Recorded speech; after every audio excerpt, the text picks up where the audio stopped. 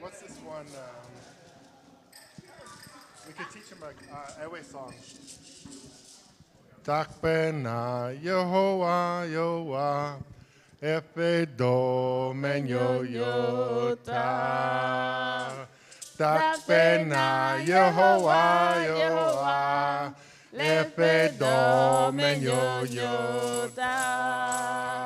Elabenya Ekpomyaji Ewo mi hablo de vivo Yatamie kafuida he Miamawu elagbe tegbe.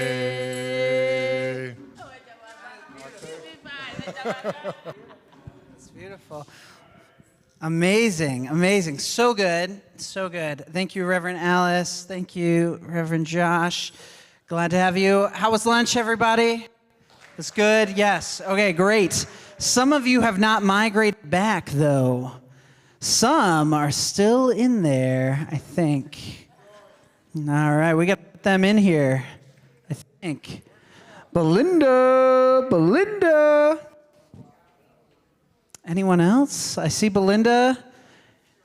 Dr. Tinette outside, and there's Andy. I was looking for you, Andy. Call you back. Well, what we're about to do, we're gonna be talking about partnerships in our community. And last night, I spoke about a partnership that has integrated greatly into all aspects of our ministry here at United Presbyterian Church. As I mentioned last night, we have leadership retreats every so often here at the church, about once a year. And at those leadership retreats, we ask God, what is it that God is doing? What is it that God is putting before us?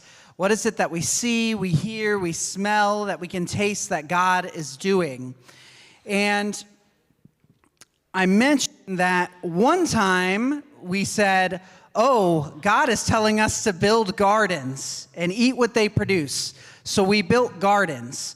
And we'll talk more about that in a little bit. But then a couple years later, God said to us, oh, actually, it's funny, we brought in a speaker to come, the Dr. David Bronkema, who was the Dean of Palmer Theological Seminary at Eastern University.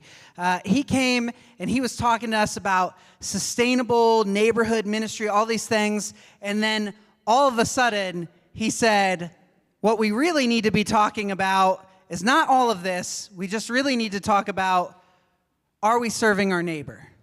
Like our neighbors. Is that what you're doing? Is that what you want to do? And we said, yes, we want to serve our actual neighbors. And they said, okay, well, who are your neighbors? So we started thinking like, oh, who are neighbors? What are this? And we decided, as I mentioned last night, that our actual neighbors that were closest to us was Great Lakes Elementary School across Barton Ave and on 28th Street here. Actually, it's 18th, 28th. But that they were our actual neighbors. And so we were like, okay, great. Here's what we're going to do.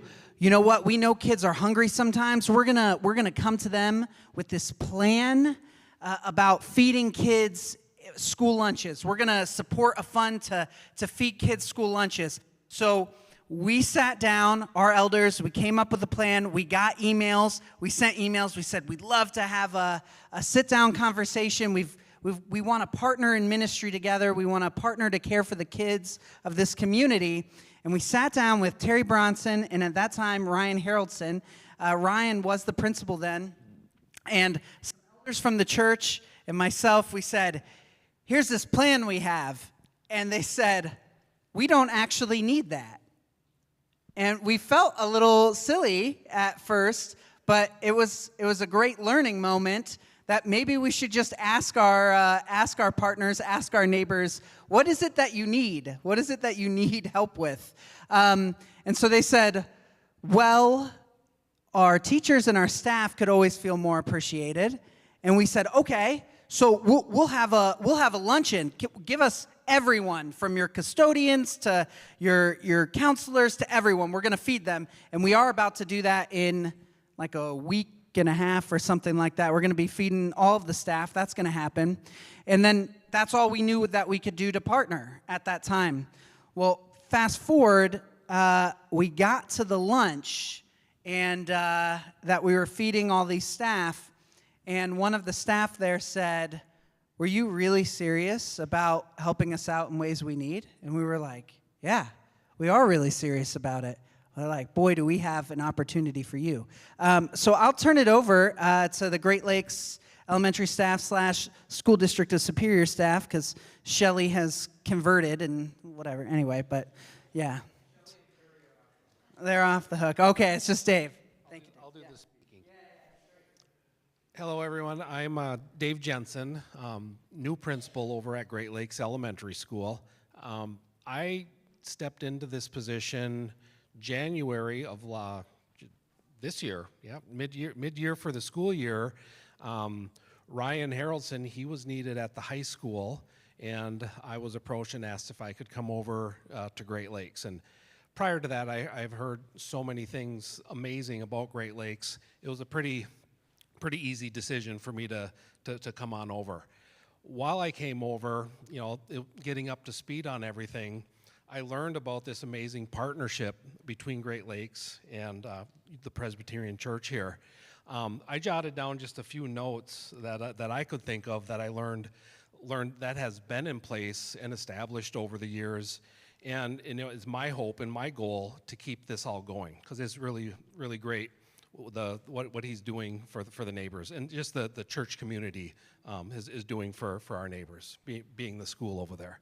So starting off, the church here is the school's evacuation site. So if there was ever a time we needed to everyone leave the school, if conditions weren't safe in the school and we needed to come over here, this is our evacuation site. So our plan would be to use this area for our 4K through 2nd grade, and then over in the cafeteria area, we would have our 3rd through 5th graders set up in there. So it's a close space for us to come to if we ever needed to. And I asked Ryan if they ever needed to come over for an evacuation, and he said there was one time that was close. They had a fire drill, and it was an actual fire in the school, and they weren't sure if they were going to be able to go back in. But they were ready to come over, but he said they didn't actually have to come over. But everybody was ready just in case that needed to happen. Pastor Brett, he referenced the staff lunch. We will be coming over, I believe it was on the 26th. Yep, so that's something that's been in place. I've already communicated that to every staff member. It's opened up to everybody who is there on that day, and we will have all staff in the building, so we're all looking forward to coming over on the 26th. Our garden, you'll be able to walk over and you're going to see the garden. I haven't seen a healthier looking garden in a while. And his name slips me, but I did see him coming over, watering it throughout the summer. I mean, there's no weeds in it. Very healthy looking potato plants from what I saw. Terry, she shared that in the past they've also grown pumpkins along with the potatoes.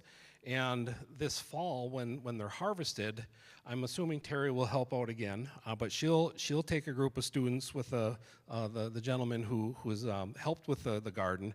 They'll harvest those potatoes, and then our kitchen and food service will actually prepare the potatoes and serve them to the students. So that's really exciting that's going to be happening.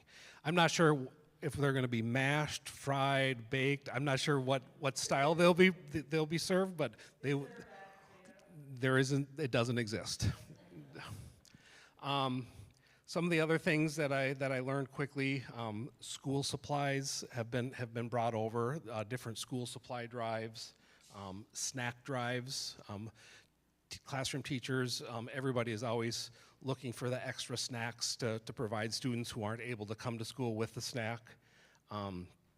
Winter clothing, I remember this winter, you came over with quite a bit of winter clothing, hats, gloves.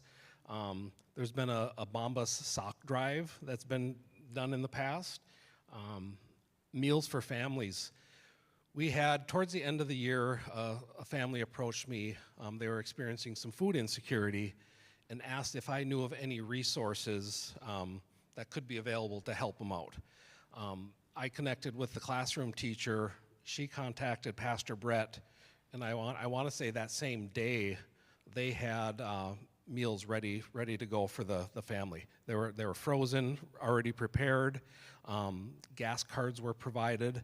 So without hesitation, a family in need was taken care of. I want to say it was the same day. It was.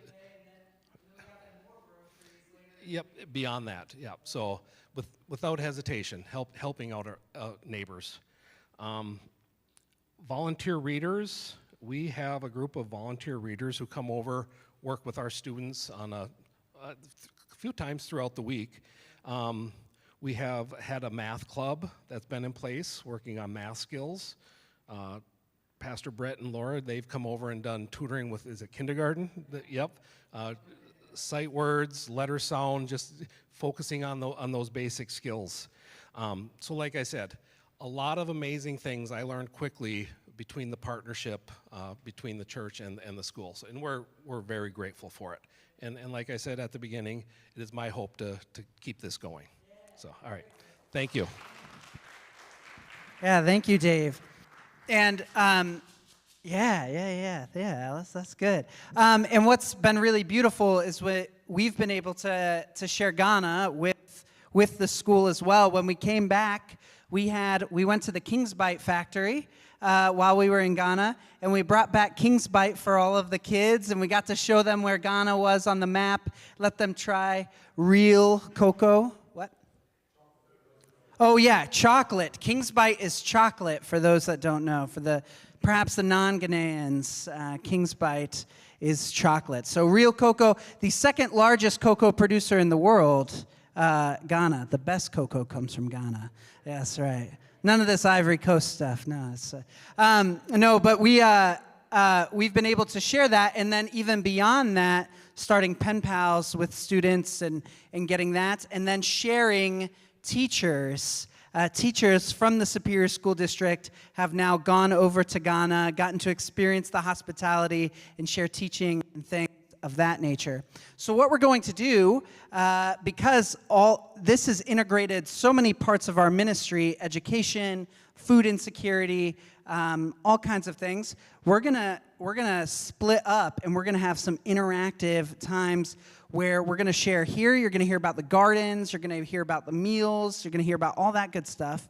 And then another group simultaneously is going to walk over to the school, going to go into a classroom. So if you haven't been into an American school before, you're going to get to go over to an American elementary school. That's going to be kind of fun. You're going to hear about pen pals, some of the work that we're doing with reading fellowships, and then those groups are going to switch. So you're going to get to walk, you're going to get to go see things. You're going to go see these wildly beautiful potato plants that Dave spoke about. So here's what I want you to do. Everyone get a partner. Everyone get a partner. Go. You have 5 seconds to find a partner. 1, 2, 3. Come on, Andy. Move. 4. Reverend Broby, get a partner. 5. Juliana, you better have a partner. You better. Everyone got a partner. Bob, where's your partner? Bob, you're my partner. Bob, you're my partner. That's what I love to see. Oh, wait, Bob, Ellen, or Belinda, do you have a partner? Ellen, Bob needs a partner. Right behind you, Ellen. Bob needs a partner. Okay, now that everyone's got a partner, okay, one of you is peanut butter, the other is jelly, and you have to separate. So peanut butters are going over here, jellies are going over here. So you just choose who you are. Peanut butter's here, jelly's here. Move now. Peanut butter's here, jelly's here. Peanut butter's here, jelly's here. Peanut butter's here, jelly's here. Peanut butter, jelly. Peanut butter, jelly. Peanut butters, jellies. Okay. For ease and flow, peanut butters are going to go with the teachers over to Great Lakes, the administrative staff. First, don't worry, everyone gets their turn. Jellies are going to stay here first, and we're going to switch. Now, I have a question. Does anyone have a problem walking just a little bit? Once again, there are actual neighbors, so it's not that hard to get to. Okay, well, with that, we're going to have about, including your walk, and going over, you're going to have about 30 minutes or so. But once again, it's like 3 minutes down the street. Okay, so Terry, Shelly, Dave, if you want to get the peanut butters, raise your hands, Terry, Dave, Shelly. Go your direction with them. Apparently, no one needs a ride. All right, jellies, you are with me and Eric and Deborah. We're going to tell you about some of the work that we're doing around here.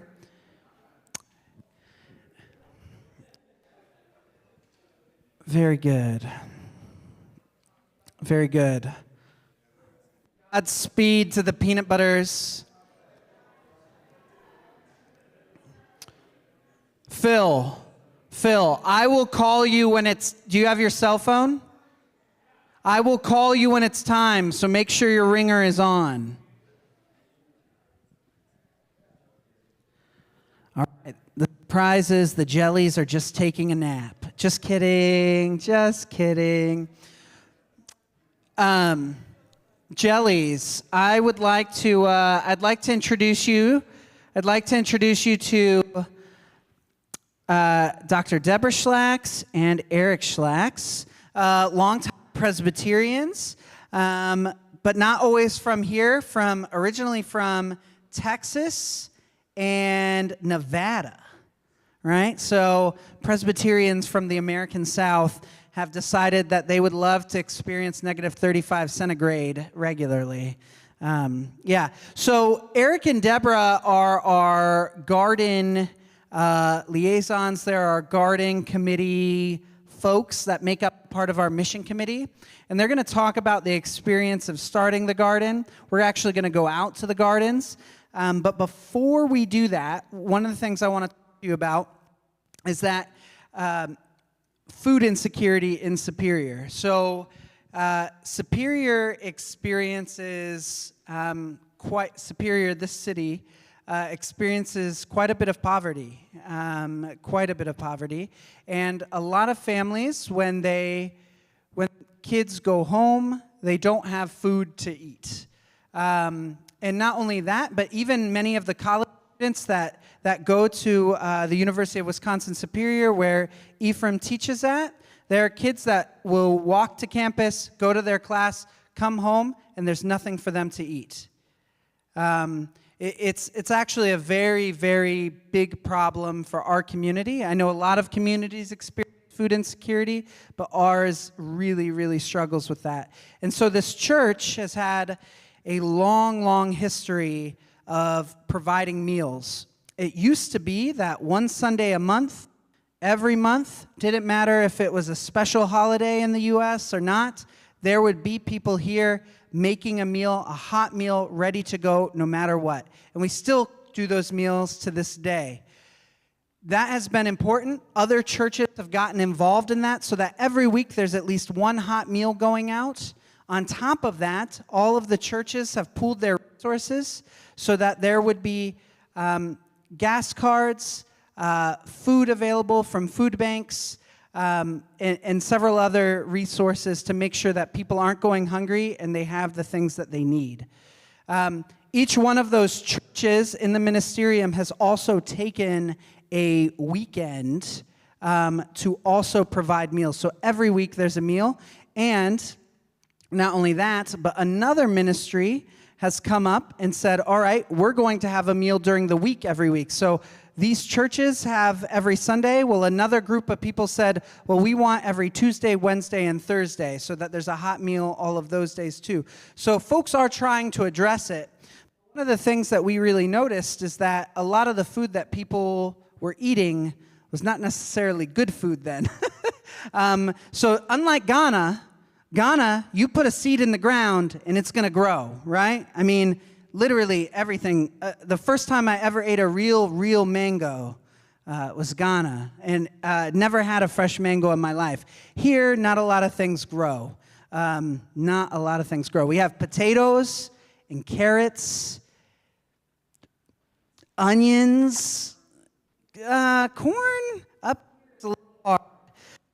A lot of things don't grow up here. We don't get peppers. We don't get sweet potatoes. You can't grow it. It's so short. We have less than 3 months of real summer. And so in the average temperature, I don't know what it is in centigrade off the top of my head, but the average summer temperature is 74 degrees Fahrenheit. So not a lot of things grow. 22?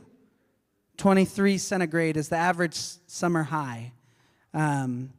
So to address this, to address the need for food, and even for our food bank to have good local food grown organically, we decided to plant gardens. There's a scripture in Jeremiah 29 that says, God is speaking through the prophet Jeremiah and says to Jeremiah to tell all the Israelites, plant gardens and eat what they produce. Build houses and live in them.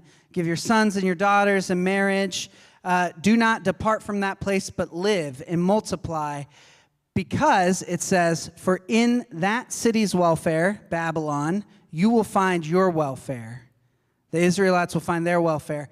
We have taken that very seriously to say that in Superior's welfare, our city's welfare, so that folks needing food and all that, in Superior's welfare, we will find our welfare as a community because we really believe a rising tide raises all ships, right? So if our neighbors are doing well, then we will do well as well. And that's what God commands of us. And so part of that doing well was actually taking the scripture at its face value and planting gardens and eating what they produce. So I'll let the gardeners talk about that a little bit. Yeah, I'll let the gardeners talk about that a little bit.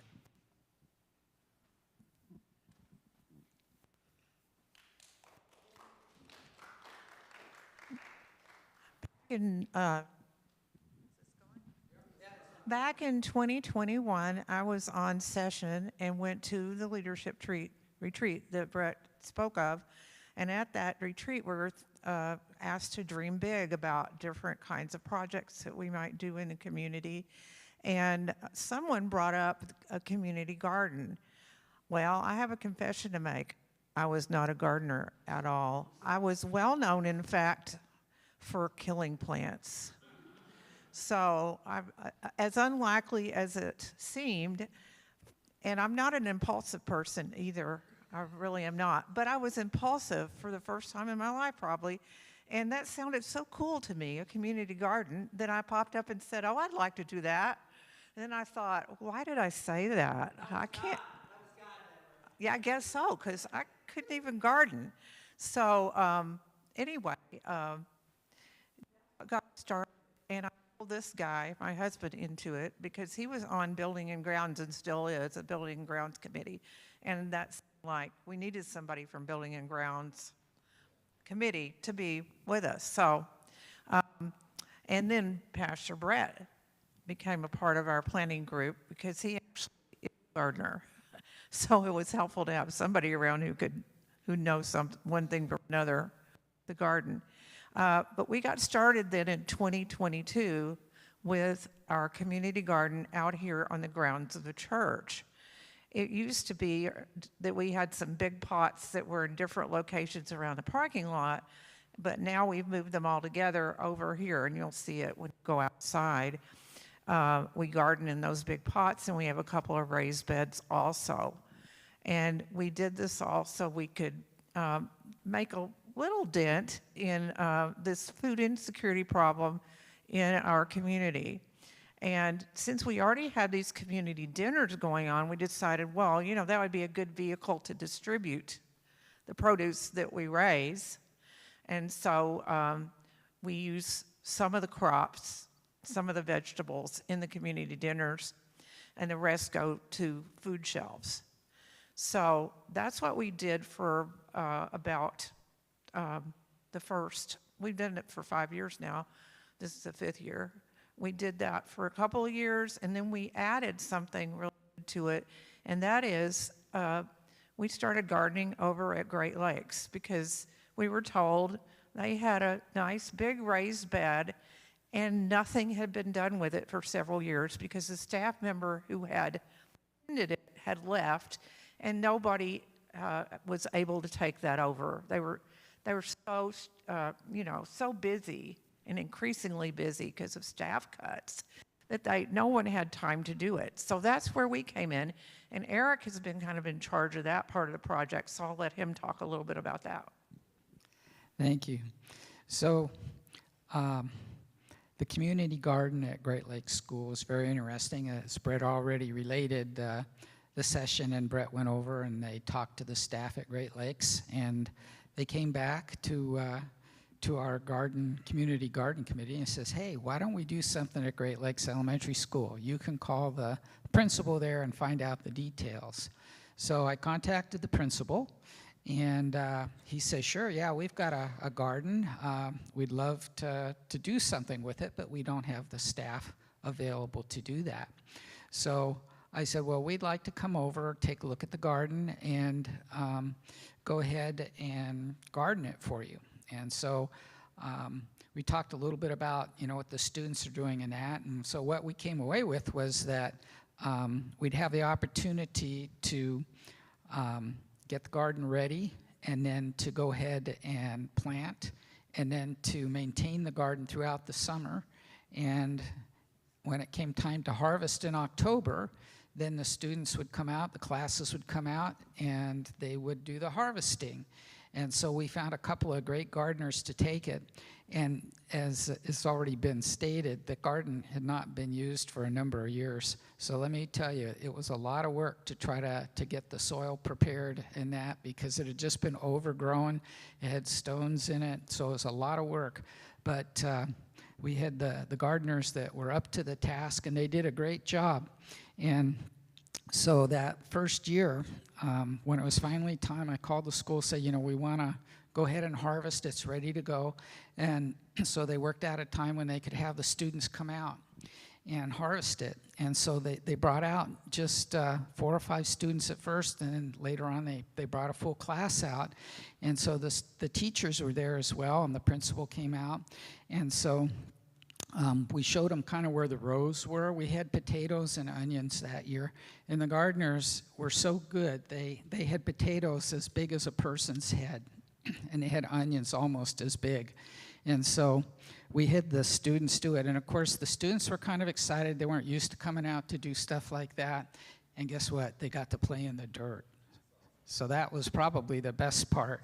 So we had some hand tools for them, and they wanted to kind of stab. I said, no, don't stab, because you'll break the potatoes up. Well, we had some people that kind of listened to that and some that stabbed away. In any case, the students started looking for the potatoes, and finally, in a couple minutes, somebody found the first one, and they were so excited. They held that up. Everybody else saw it.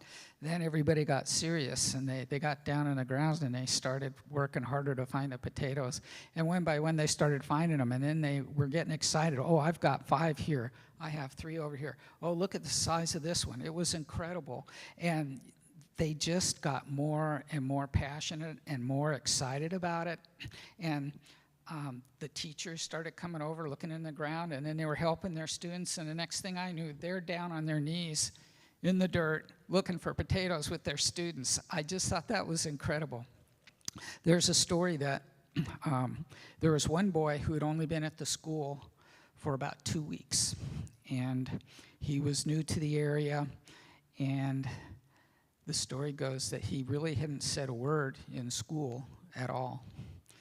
And so he didn't have any friends really in that. Well, he came out, he started looking for the potatoes, the onions with the rest of the kids.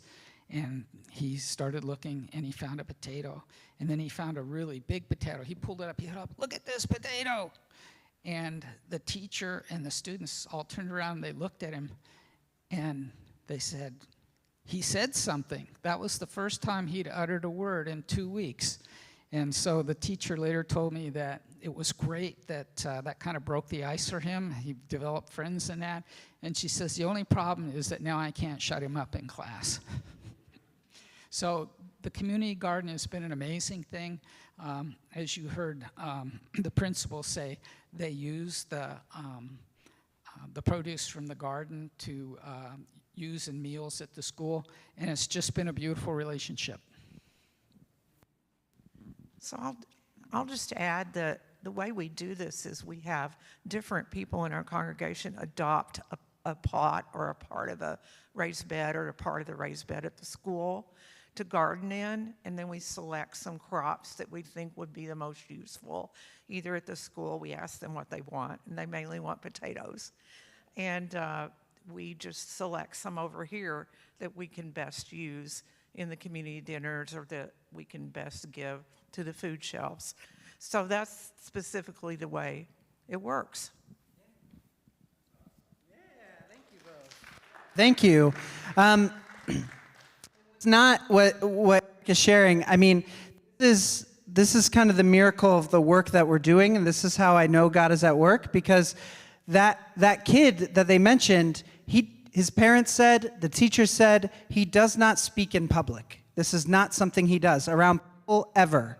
He doesn't do it. And then to get his hands dirty in the dirt, pull out this onion or potato and say, wow, this is so big. I've always wanted a garden. I'm going to tell my parents I want a garden. Wow, work of God, right there. The other thing that we should mention before we go out is that some of those pots that we talked about that were out, we were given those pots many, many years ago. They used to be flower pots down somewhere in the city in the business improvement district, and then they wanted to offload them, so we said we'll take them, and now we garden in them many, many years later. And we feed people out of something that was some city thing that they just wanted to get rid of. So we're always turning things new. Okay, so let's all get up. We're going to go out to the gardens and see the gardens, and talk a little bit more about them. We'll go out the back here, actually.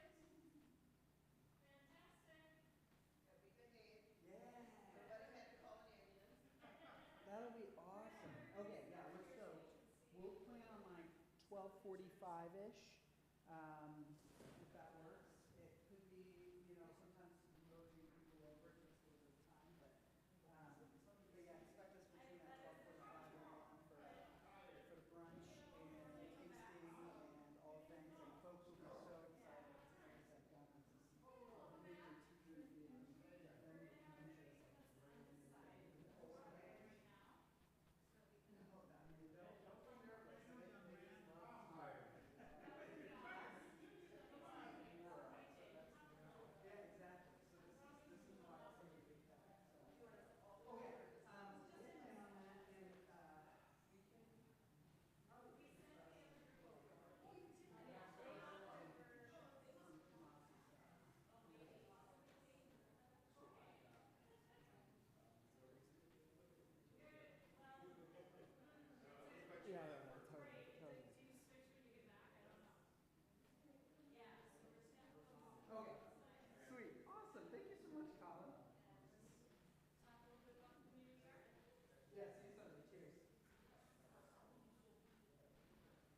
welcome, everyone. Welcome.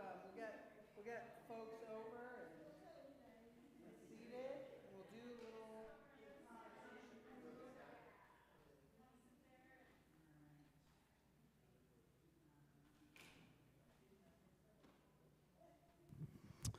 Hello, everyone. Welcome. Think we're just waiting on a person over there. Oh, Terry and Dave walked folks over. Nice. Now they're going back. Awesome. It's good. Is everyone from your group here? Are the peanut butters in place? Oh, hey, no. Wait. You have an infiltrator. There is someone among us that perhaps someone who should not be. All right, but I'll look the other way. Well, welcome to the How the Jellies Were Living for a little bit. So last night I mentioned how we integrated all these ministries. Today I mentioned how we integrated all of these ministries, and one of those ministries was the community gardens here at United Presbyterian Church. Every year, at least since I've been here, we've had a leadership retreat, and I forgot to use the acronym that I've been using for a while, but we have a BHAG, a big, hairy, audacious goal that we try to accomplish. What are our big, hairy, audacious goals as a church? And we don't think about finances, we don't think about space or restrictions or anything. We just ask, what is God doing in our neighborhood, and how can we be a part of those things? Well, one year, our Bible study led us to Jeremiah chapter 29, verses 4 through 7. And the context behind the scripture goes, the prophet Jeremiah is speaking on behalf of God. God speaks to Jeremiah, says, say this to the Israelites who are in exile in Babylon. Now, the Israelites have been taken from their homes. They've been forced to live in a foreign place, and now they're kind of subjugated to live and work in Babylon. And God says this through Jeremiah, plant gardens and eat what they produce, build houses and live in them, give your sons and your daughters in marriage, multiply and do not decrease there. And here's the kicker. For in the Babylonians' welfare, you will find your welfare. For in the city's welfare, you will find your welfare. So we took the scripture as literally as we can, recognizing we're not Israelites. We're not, for the most part, subjugated people. None of that is our experience. But the thing that is true is that as Christians, while the earth is our home temporarily, it's not our home forever, right? There's a thing called heaven, and we believe that. So in some ways, if we are citizens of heaven and citizens of the earth, we're also still kind of strangers in a strange land. And God says very clearly to us, plant gardens, eat what they produce, build houses and live with them. For in the city of Superior's welfare, you will find your welfare. We took that very, very seriously.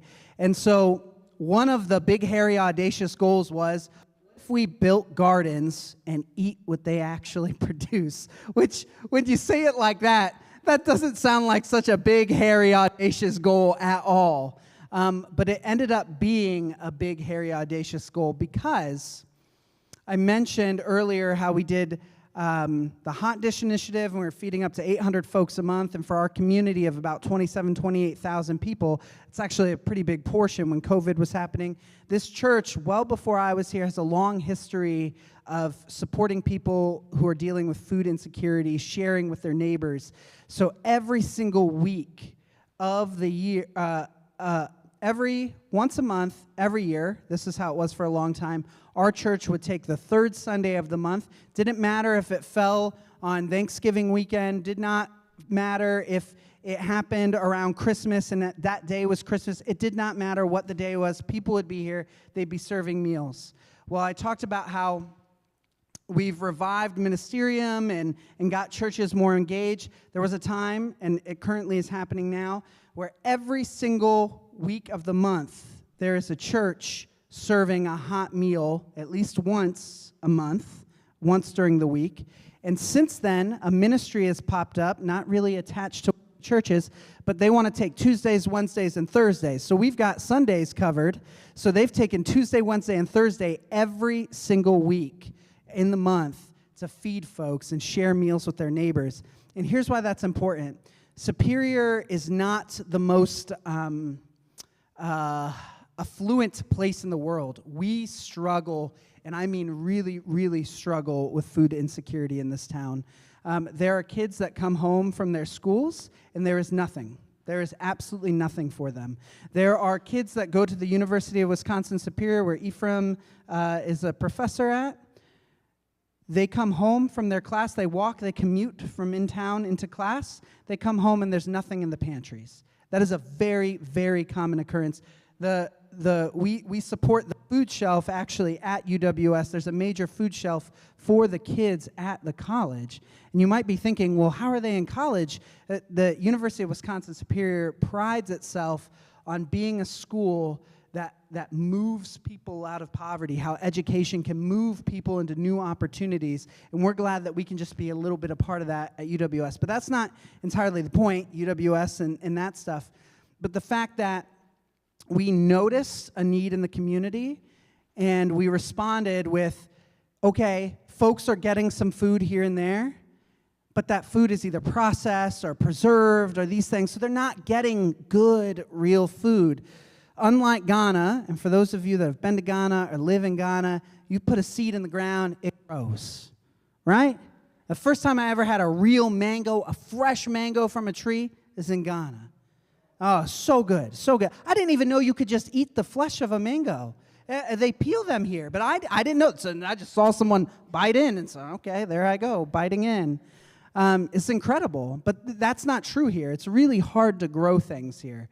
If it doesn't grow like in the ground, like potatoes and carrots and things like that, it's very difficult. But even then, when you're struggling to make ends meet, you're struggling to even get food from a grocery store, you don't really have a lot of time to garden, you don't have the space to, you're just trying to make ends meet. And so we said, what if we provided fresh, organic food in our meals so that when folks eat here, they're eating good food? What if we provided to the local food shelves fresh, organic food that folks can just take and at least try and experience it? And what if we could provide that same food to our school store?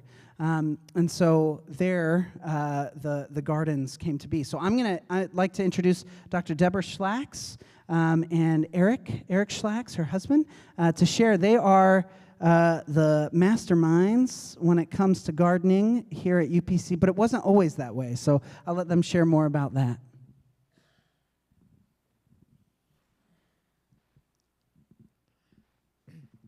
Well, back in 2021, I was on session, and we did have one of those leadership retreats, and that's where the idea of having a community garden came up.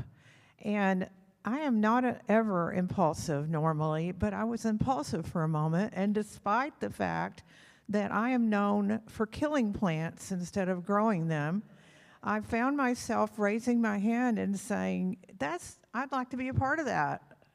And it is with that I found myself the lead on the garden team. Yes, and I enlisted my husband here in the project because he was on the Building and Grounds Committee here at the church, and it seemed to make sense. We were going to have a garden on the grounds. We needed that kind of expertise. He had very little more gardening experience than I. The gardener amongst us was Pastor Brett here, who joined our team, and he knows a lot about gardening and could handle things like actually buying the seeds and giving us advice on crop rotation and all those good things. So we got started in 2022, and we had these big landscape pots that had been donated long ago to the church by the city who didn't want them anymore. And we started with those and added a couple of raised beds and decided to have different people in the congregation adopt the pots or the raised beds, and each one would grow a certain crop. That we selected the crops based on what we thought we could use in community dinners the best, and what would last the longest. It was least trouble to store or whatever, those kinds of considerations. So we were able to use the fruits of the harvest in community dinners, as I said, and also for food, local food shelves. So we've been going ever since. It's our 5th year. I have a little poster over here that we put out when we're recruiting our gardeners every year that have some nice pictures of the crops and the people doing it. And then it also has some pictures from the school, because in about 3 years ago, we learned that they would welcome us over to Great Lakes School. They had an existing big old raised bed. When you've been over there, you might have seen it on the grounds. And it hadn't been used for years because a staff member had been in charge of it previously. And that person had left Great Lakes, and there was no one to take that person's place. They had staffing shortages, and they just didn't have anybody to do it. So it hadn't been used for several years, and you can imagine what condition it was in. So we got started with that part of our project of gardening over there for the school kids to participate in and to eat the fruits of it. So Eric here is in charge of that part of our project, so I'm going to give this over to him. Thank you, Deborah. So when we approached the school to do the garden there, Pastor Brett had mentioned that our members of our session and Pastor Brett went over to the school and talked to the staff about what they could do, and the idea of the garden came up in that. So they came back and they came to the community garden committee meeting, and I said, hey, why don't you guys call the principal over there and see about gardening the plot over there. So I did that. I called the principal. He said, sure, come on over. So I went over, took a look at it, and it was really overgrown in that. So there's a lot of work to get the soil ready, to get all the weeds out and that. And when we recruited gardeners, we recruited it both for the community garden here at United Presbyterian Church, and we also recruited 2 gardeners for the garden at Great Lakes Elementary School. And those gardeners worked really hard that first year, and they did a fantastic job. And as you can see, you should come up afterwards and take a little closer look. But the kids just got really into it. There's the haul that we got from them, from that garden. And there's a little boy. He's lit up there. He's so excited. He had never done anything with gardening, and the other kids kind of went off into the garden, and they started looking for potatoes and onions, and they were just kind of ho-hum, and then somebody found one. He said, oh, I found this. And then somebody on the other side of the garden found an onion. They'd, oh, I found one here. And then the first kid said, well, I've got 3 already over here. And all of a sudden, they all got into it, and they're all on their hands and knees, and they're looking for the potatoes, and they're digging in that. And I tried to explain to them that it's all planted in rows and that. But, they weren't interested. They wanted to get into the dirt and dig and find those find that produce. And so it was just amazing. And then the next thing I knew, the teachers were on the ground on their hands and knees also digging after those potatoes. So it was just infectious. It was just amazing. And the kids had a great time. And so this little boy in the poster there, his classmates were all pulling him out and that, and he was kind of discouraged and a little bit not really into it. So I said, well, why don't you try digging over here? So he went over there, he started digging and that, and he just wasn't having much luck. I said, dig a little deeper in that, and in a couple minutes, he pulled out that big potato. It's almost as big as his head. And you should have seen the smile on his face when he did it. It was like the clouds opened up. It was just incredible. He was so excited about that, and that was probably one of the biggest potatoes we got that day, and he was so proud of that potato. The first year we did it, there was a student at the elementary school who had only been there about 2 weeks, and I learned later that he really hadn't said a word in class for those first 2 weeks. And so he was kind of a stranger, didn't have any friends in class. And, the teachers were trying to figure out what to do to get him to open up and to be able to teach him. Well, he got out in the garden, and he started digging with the other kids. And he found potato after potato. He got so excited. He said, "Look at this, I got a potato." And everybody looked at him, the teacher looked at him, her mouth dropped open because it's the first words they had heard him utter in his class. It was like a miracle, The dam was burst, and all of a sudden there was a credible amount of talk. He made friends in that, and the teachers were just amazed. There was one problem, though. The teacher told me later that the problem was that she couldn't get him to shut up in class now. So there you go. Be careful what you wish for. So I'm going to back up a little bit. When we first started the garden, you'll see the pots out here, but they were originally set up for flowers and stuff to beautify the building and the parking lot and that. So we had like 2 or 3 pots on this side of the parking lot, 2 or 3 in the back, and 2 or 3 over on the left side. And when we switched to gardening for vegetables and stuff, we had to protect them from deer and stuff so that we were able to eat our produce and not the wildlife. So we did that by basically getting chicken wire and just these metal posts that you see, and we pounded the posts in the ground. And that turned out to be a brilliant solution because when we first started, we didn't know how many gardeners we were going to have or where we were going to be exactly, and if the garden was going to grow or not. And the wonderful thing about that fence was that you could just, we used cable ties to tie the chicken wire to the post. So we could move it very easily. We snip the cable ties, pull the chicken wire off, move the post where we wanted, any configuration we wanted. And so 5 years later, I can say if you look out in the parking lot, you won't see any of those pots because they're all in the back. And when I say pots, we're not talking about the kind of pot you pick up. They're 3 feet diameter, 4 foot diameter, and 5 foot diameter concrete pots. So it's not something that you just push around. So anyhow, we got those moved back there. We got everything set up. One of the things when we designed the garden is we wanted to try to make it ADA accessible.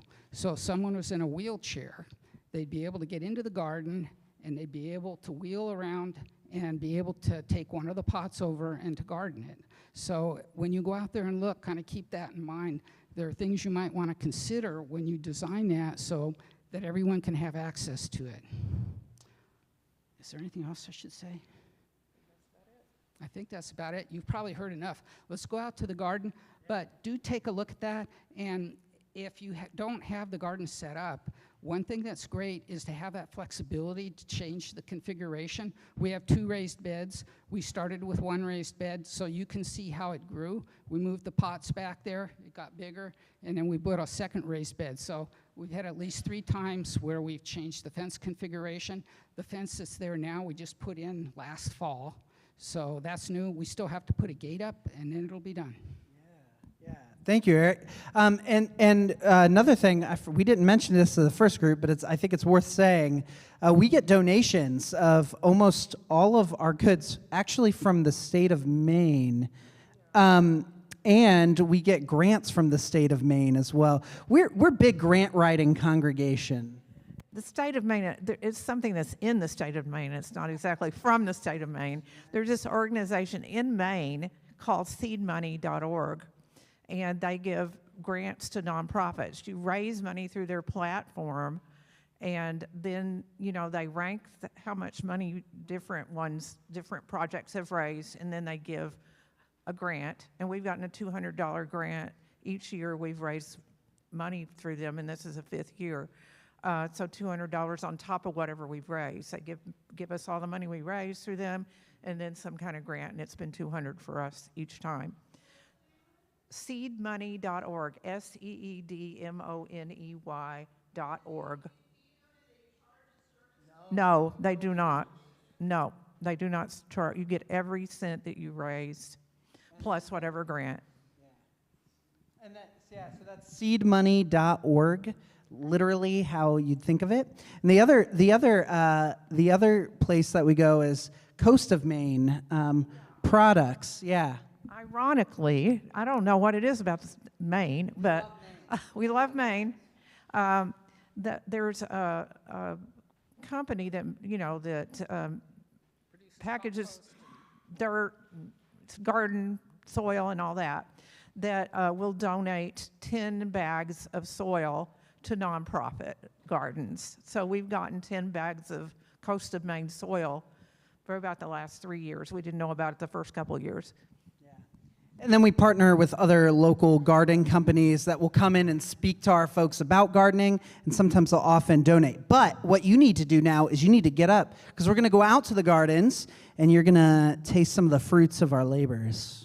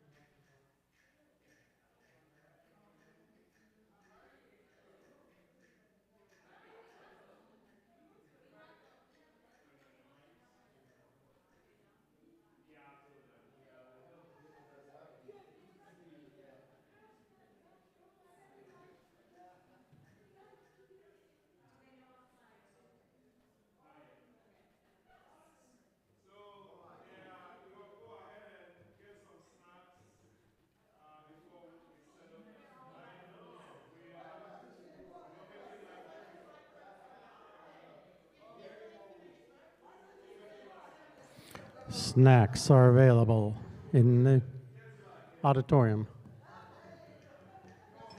Hi.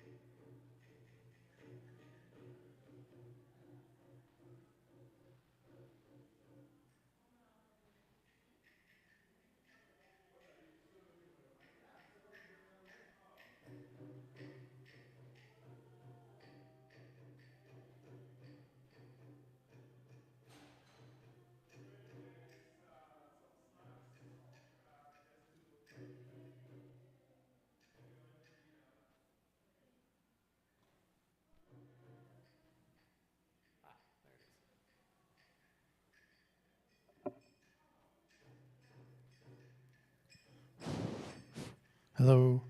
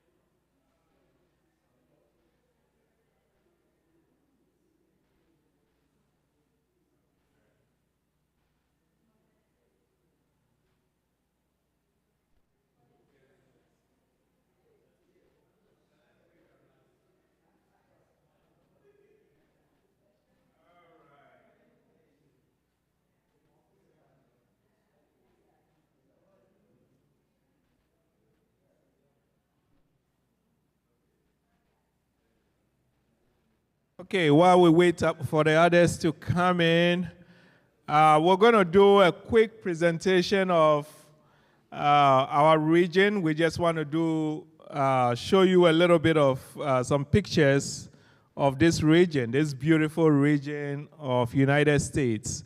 And there is no better person to do this than my friend John Asp. John has been a family friend for about 16 years now. He's my tennis partner, and anytime I need projects done, sometimes I'm like, John, are you there? So John is a lifelong photographer. He's done a lot of tourist trips around the country, and he really loves nature. So he has put together great pictures of the Great Lakes to showcase what we have in this region. So I'll go ahead and invite John, and we'll look at some pictures. All right. All right. Well, as far as I can tell, this whole conference and welcome to UPC is about faith, friendship, and fun, right? So is it okay if we have a little bit of fun this afternoon and I show you some photos? Okay. Well, let me just turn around here and show you a few photos of our region. And one of the things that I think people don't realize is just how big Lake Superior is. And there's 12 Native American tribes that live around the Great Lake, or Gitchigumi, or Gitchigami is what they call it, Big C, basically. And here we are going to take a look at a map. Let me see if I can get this slide moving. Yep, this way. There we go. Okay. All right. So this is Lake Superior, and guys, there's 5 Great Lakes, okay? There's Lake Huron, right? Lake Ontario, Lake Michigan. What's the last one? Lake Erie. Okay. And if you had a container as big as Lake Superior, you could pour all the water from all those lakes into Lake Superior and it still wouldn't be filled to the top. That's how big Lake Superior is. It's massive. It's 10% of the world's fresh water.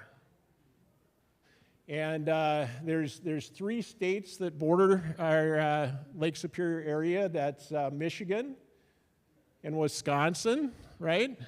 And Minnesota. And does anybody know the Canadian province? Ontario. That's right. So let's see if we can switch slides here. There we go. All right, I'm gonna maybe move over just a little bit and stand in a little bit different spot, I guess. Okay, yeah, we talked a little bit about the statistics here on Lake Superior. What are some of the other things? How far around is Lake Superior? How far to drive around it? It's what? About 1,300 miles, or over 2,000 kilometers. So it's a big, big, big lake.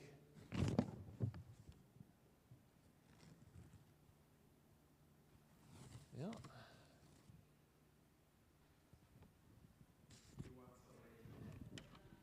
What's that? Yeah, you can do that. We like to celebrate in our region. This is the 4th of July, and fireworks over the harbor. And one of the interesting things that I find that happens is nature actually has its own fireworks. You know what those are called? The Northern Lights. So if you switch slides there, Acacia.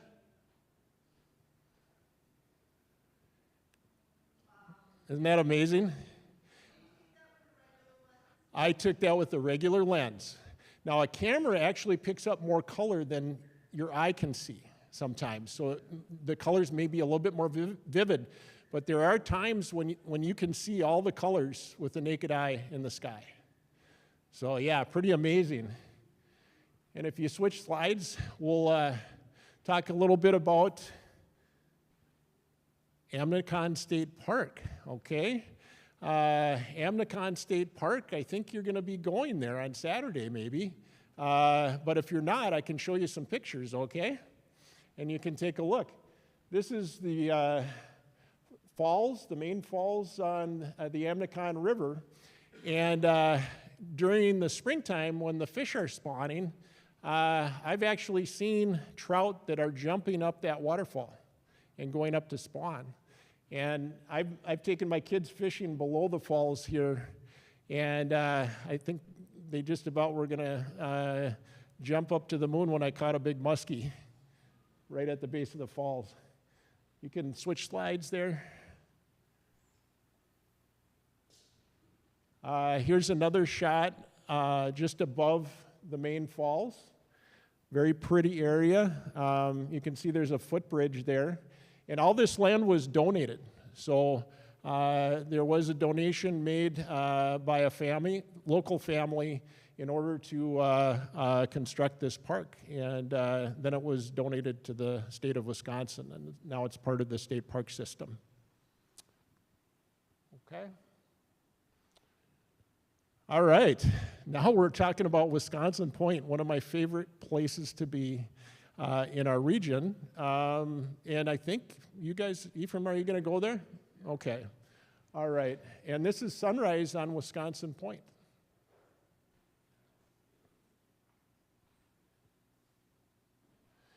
And that's our group.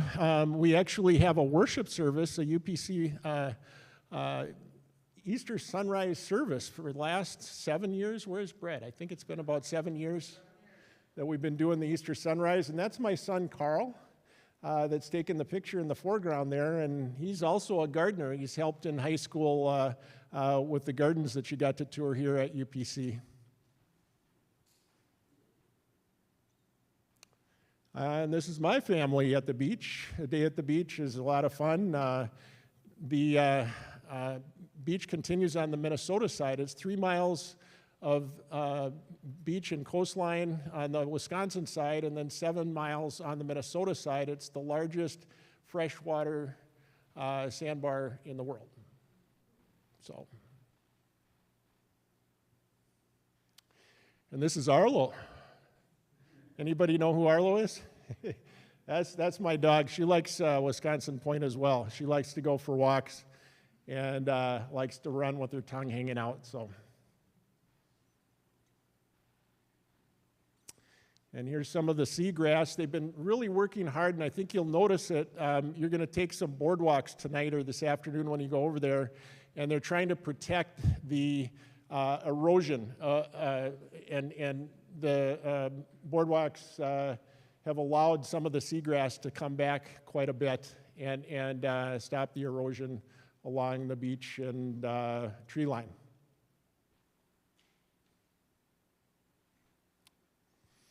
And this is the drive into Wisconsin Point during the wintertime. It was about, well below zero in temperature, clear blue skies, and a lot of snow on the pine trees there.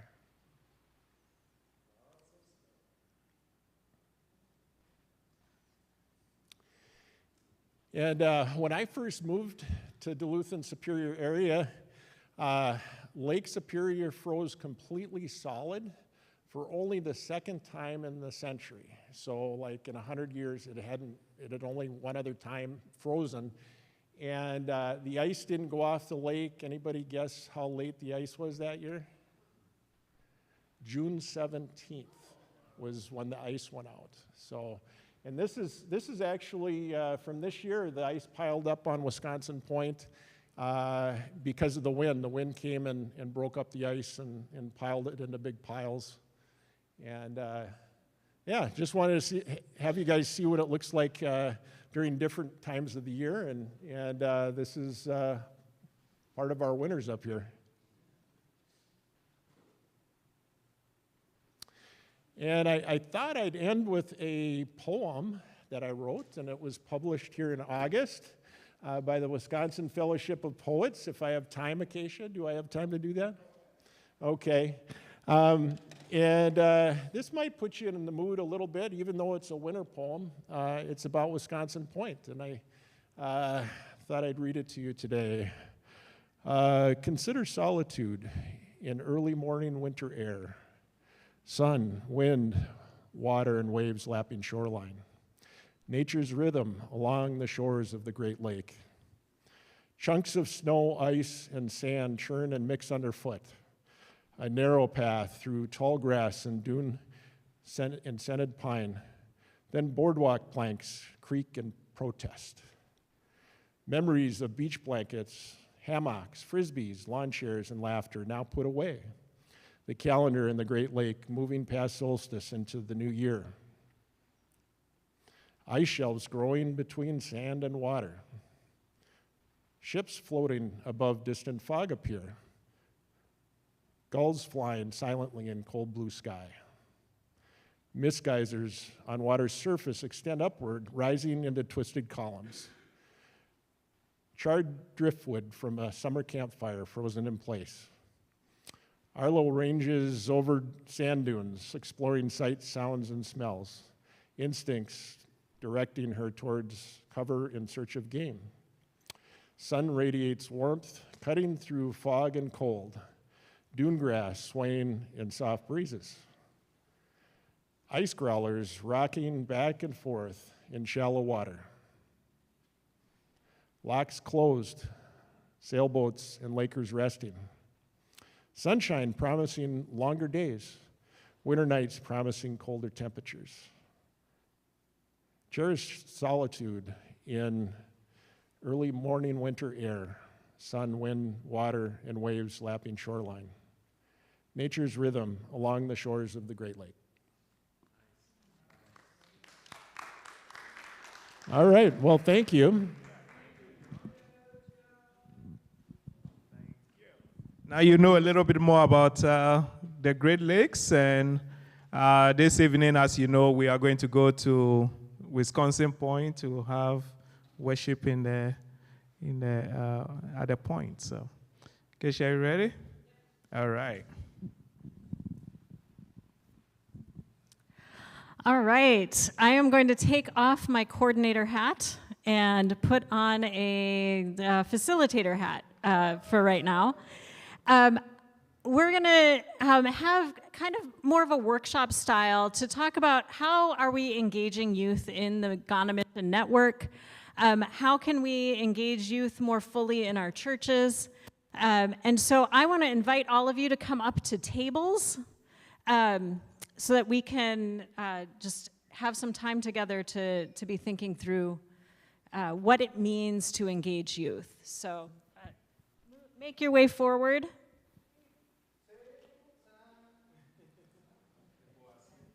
I know. We're trying to keep you awake.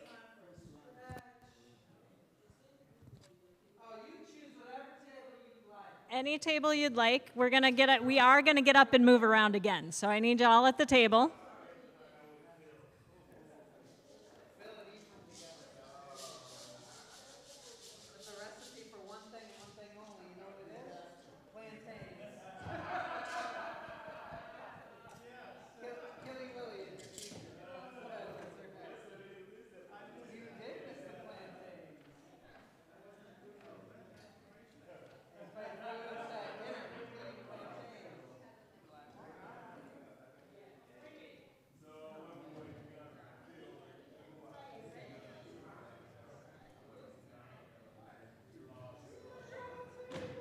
JJ, you're welcome to join us if you want. Mary, if you want to come join us at a table.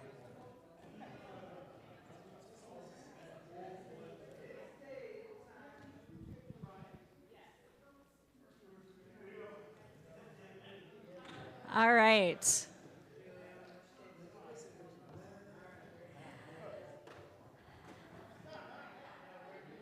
All right, everyone.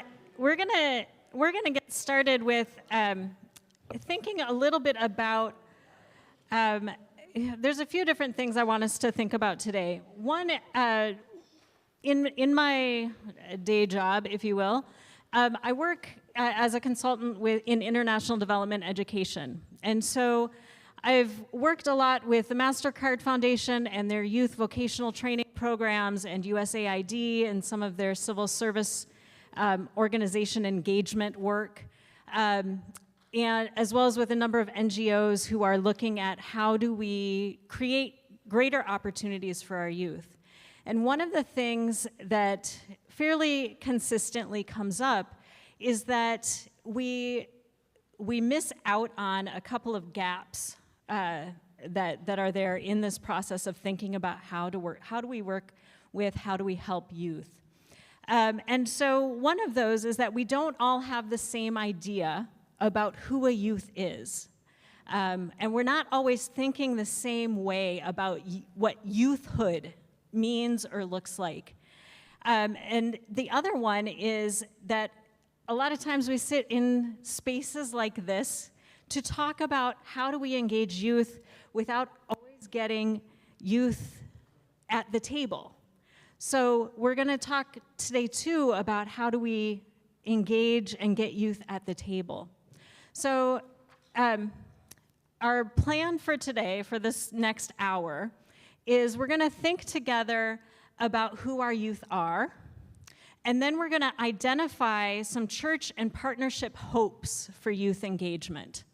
We're going to learn from each other about different strategies that our churches and our communities have used to work with the youth in our churches and communities. And then we'll strategize about how we can learn more from the youth about engagement and maybe some actions that can be taken to further engage them in this Ghana Mission Network partnership, as well as in our individual churches. So we're hoping for a takeaway for strategies for learning from youth about their desires for engagement and ways that we might be able to go about that. All right, so I want you to close your eyes. All right, I know that's dangerous when you're so tired. It's okay. I've got a job for you to do while you have your eyes closed, all right? I want you to close your eyes, and I want you to visualize a youth or a group of youth, right? Get that in your head. Who are you thinking about when I say, how are we going to engage our youth? Picture them. Think about how old they are. Think about what activities they're engaged in. Who are they interacting with? All right? And then what do their relationships look like? What do those relationships with peers look like? What do those relationships with other people in your church look like? Or their parents, other family members? All right, get this really good picture in your head. All right, you can open your eyes. And what I'd like you to do is on the orange Post-it note, don't talk to each other about this at all. I just want you to take an orange Post-it note and write down on that Post-it note the age of the youth that you were imagining, right? Who was in your head? What was their age? And then on another color Post-it note, the second piece, you can use any color, write down what their primary activities are, and the biggest influences in their lives at this stage, all right? Orange for the age, any other color for their activities and influences.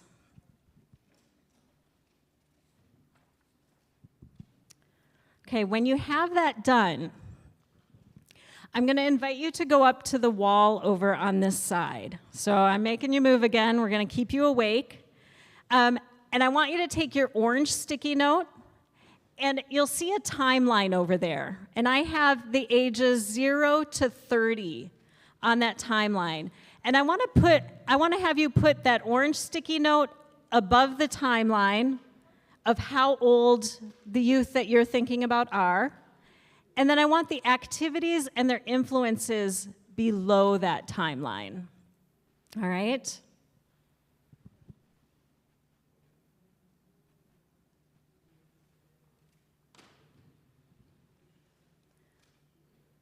So age above, activities below.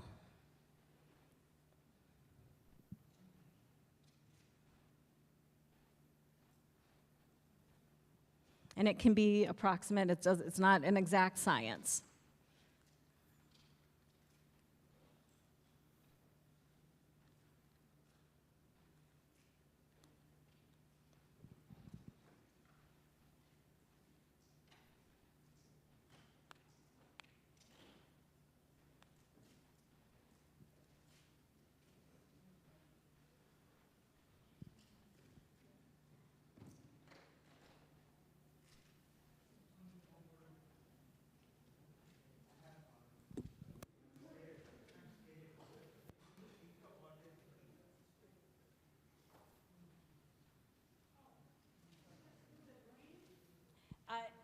That was just for any other color for that second piece. Yep. If there are folks online who are watching, you can go ahead and put in the chat what your thoughts are on youthhood and who you are imagining as youth in your contexts.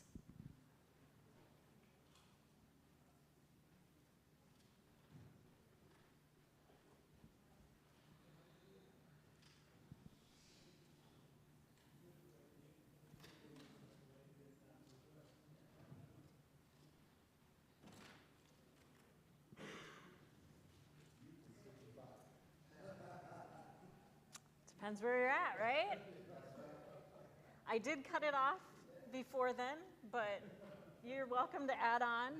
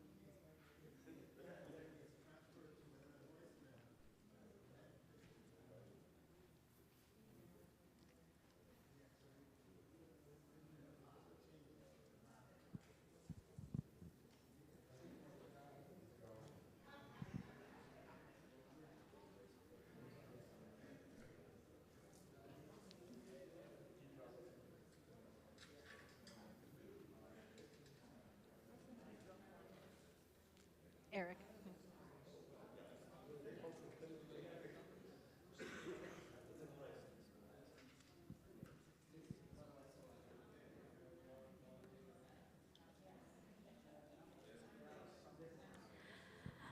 All right, as we get these last few Post-it notes up there, I want to just point out this vast range just of ages, right? Even before we think about what activities they're involved in or the different things that they may be doing, the ways that we think about youthhood are very are varied, right? And they're very culturally informed.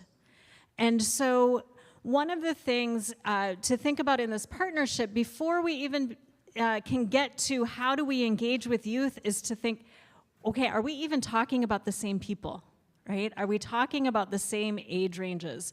A colleague that I work with on a lot of my work internationally, even though she and I, when we do our work internationally, work with youth in the 18 to 35-year-old range, right?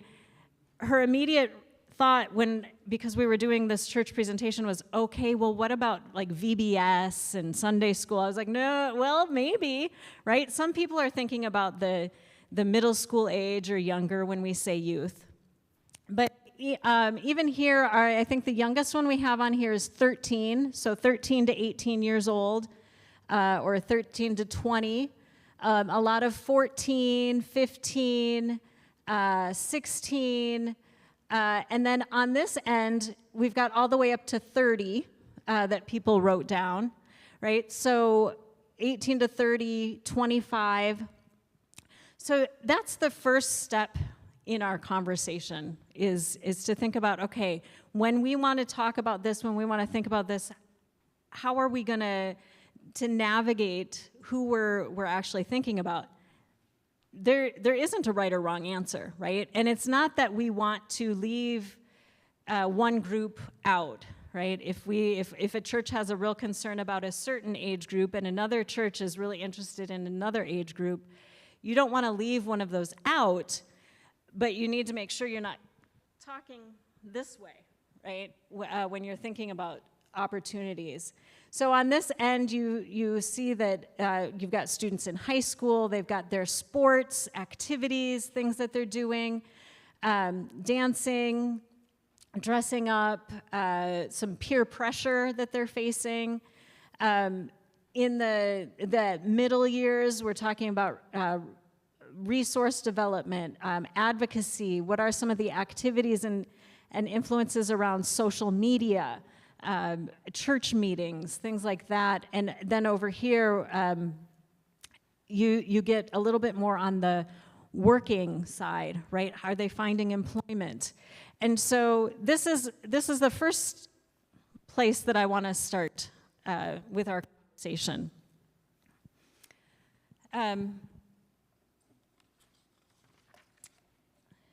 All right, so it's not also just about the age, right? We have different expectations of youth at different ages, depending on the cultural setting in which they're living and growing up. So in the U.S., for those based in the U.S., what are some of the key indicators of adulthood? Voting. Driver's license, yes. Driver's license at 16, yeah. Moving out, which we kind of do at 18, right? We say, you're 18 years old, time to, yeah, a little bit. Graduation from college, yes. Huh? Yes, and that's another piece. It's also time context as well. Yeah, COVID has changed things. All right, what about in Ghana? What are some of the indicators of adulthood, right? You've moved beyond youthhood. Marriage. What else? Employment. Okay. What are some other indicators in Ghana of adulthood? Okay, finished college, so there's an intersection there. I didn't hear that, sorry. Uni, yeah, university, yep. Having children, perhaps, is part of that as well. National service, right? That often includes moving and being independent for a while. Yeah.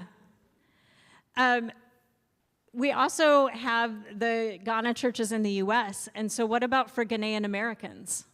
What are some of those measures of adulthood for Ghanaian Americans?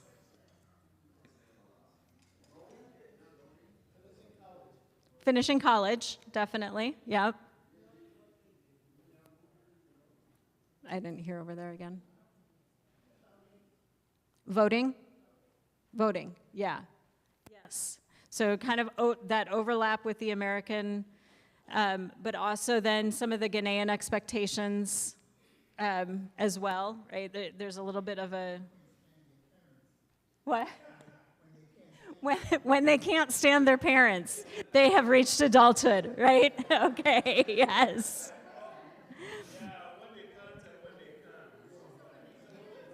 Yeah, and when they can say, like when they can come back and be okay being back in your home. Yeah, I feel that, definitely.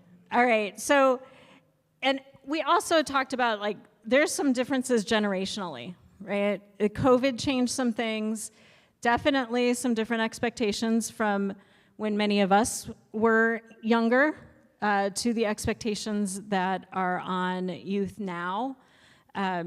The role of social media in that process. And so,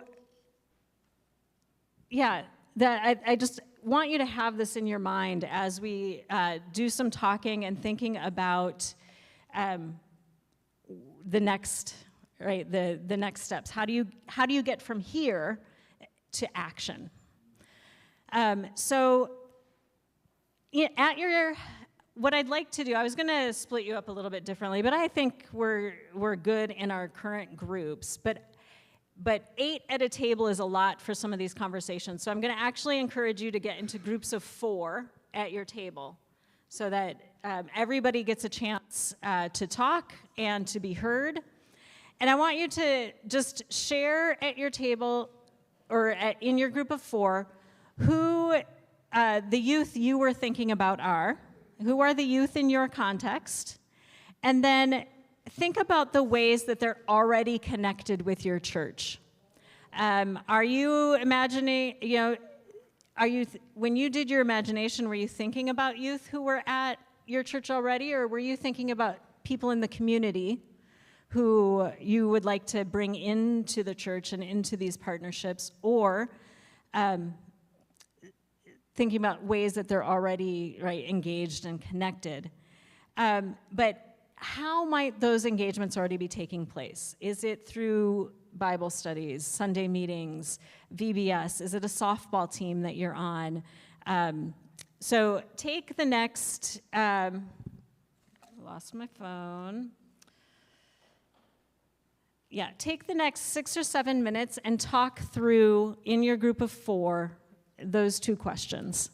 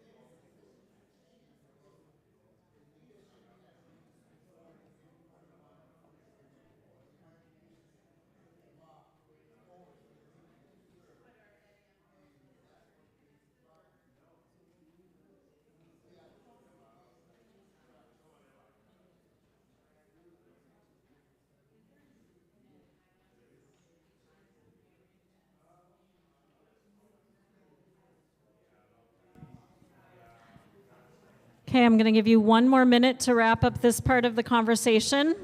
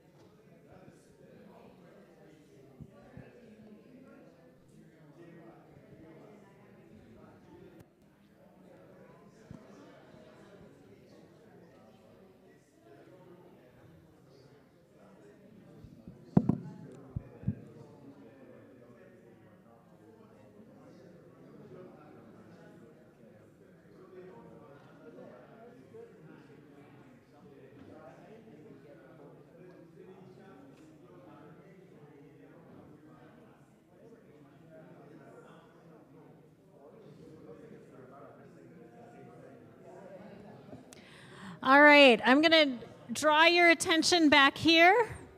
You will get to keep talking, so don't worry, we're not done.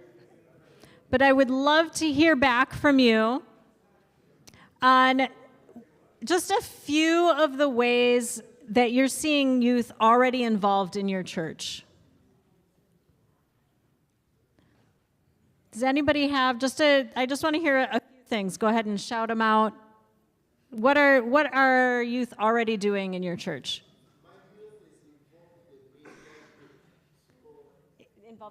Oh, in the media group.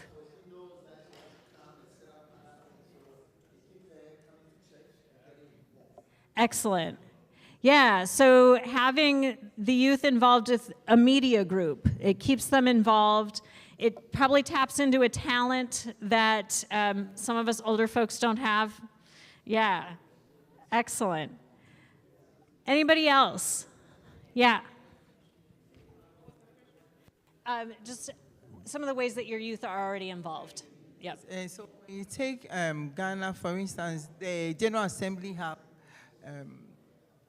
a laid-down rule or something that in the session, you need to get a youth in the session to be part of the session so that he or she will represent the youth out there, liaise between the leadership of the church and the youth. So Nice. that they will feel connected. Great. So having youth automatically as part of your leadership. Over there.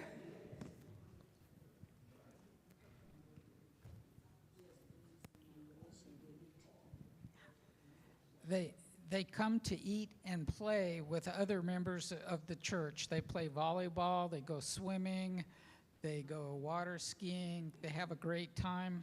There's a swimming area at one of our members' homes, and throughout the summer, there's regular opportunities for people in the church just to come and play together. Yeah, excellent. So that it's a fun place to be, right? Yeah. Yeah. At our place, the youth play a major role. Now we give them the pulpit. They preach. They go out for evangelism. They are engaged in the reading of Bible during service, forenoon services. They engage in almost every activity. They take care. Some of them are those who handle the equipment, the media team. They all consist of the youth. Yeah. And then any other peripheral job, cleaning of the chapel and other related jobs are being taken care of by the youth. Great. Thank you. Thank you. Excellent. So we have some great ways and great ideas. Oh, is there one more?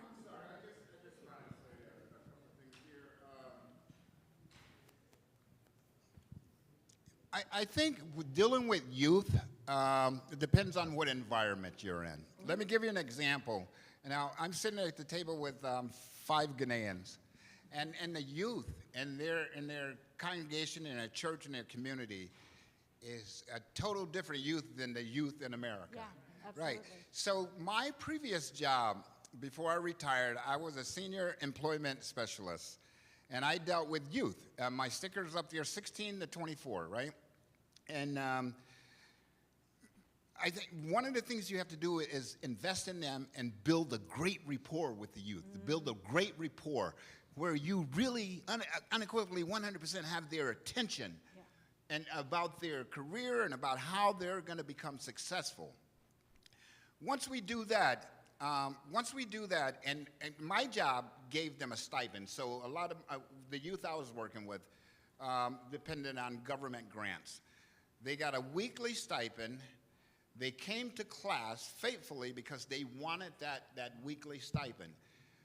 Our youth, some of our youth in our communities, if they're not making some kind of money, they lose interest so quick. So one of the reasons why we gave them a stipend is because we can continue to build that rapport with them because they're listening now.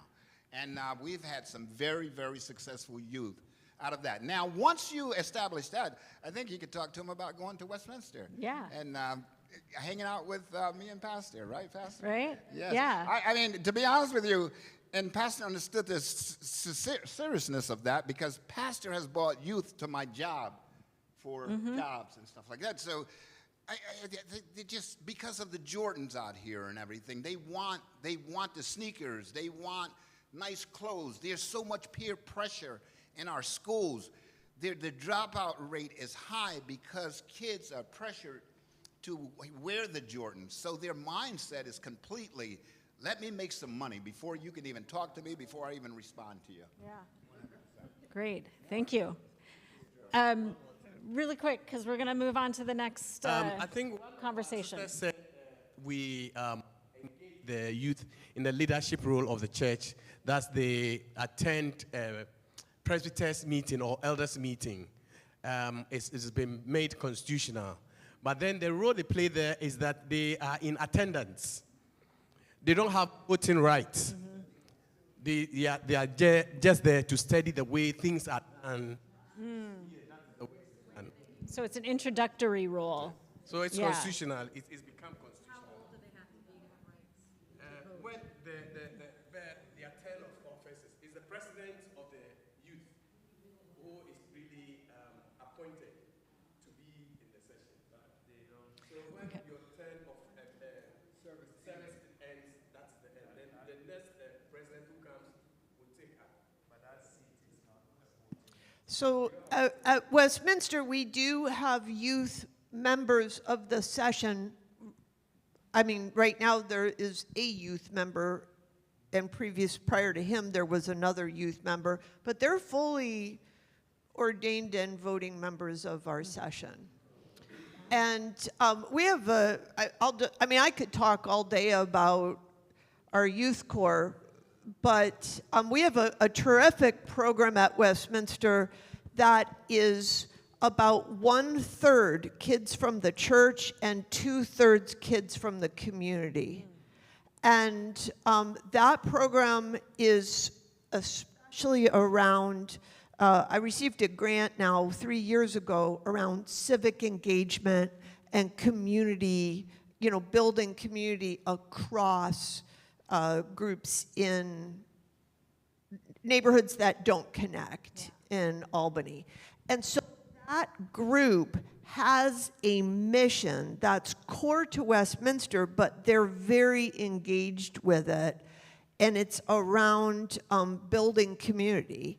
And we have a great young man who's a trainer of these kids, and then they create their own programs, and they've gone out into the neighborhood, and one of the best things those kids do is we run game days, intergenerational game days, which we're connected also to the unhoused community in our city. So I tell you, some of the programs we've had where you have homeless people, refugees, immigrants, Americans, neighbors, Ghanaians, the whole group all gets together and plays bingo. There's really nothing like it. That's fun.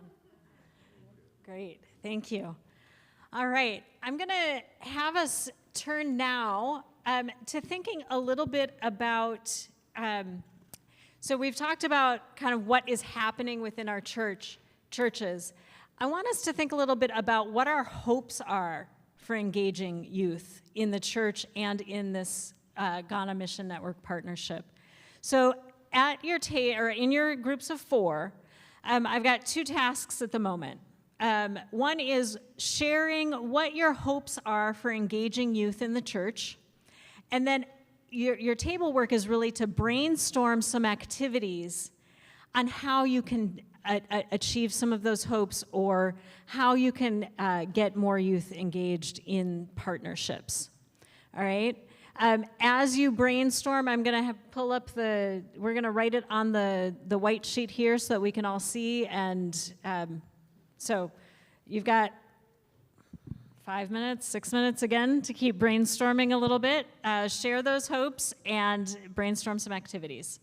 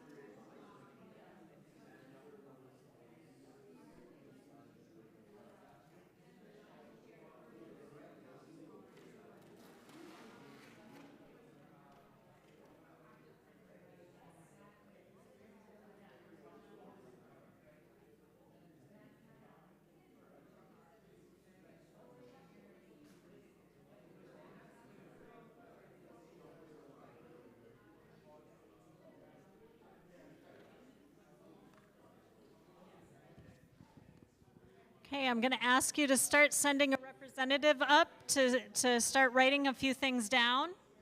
Right there. Yeah, absolutely. Oh, you're fine.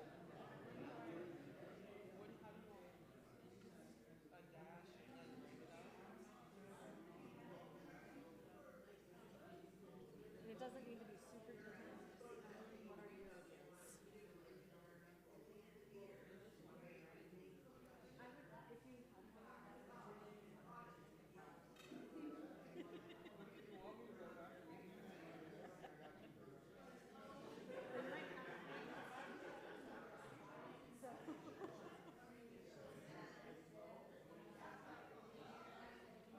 Was it your whole table discussing, or were you in groups of 4? Okay, so if the other group has them, I've got other pads up here. We can write in more than one place at a time.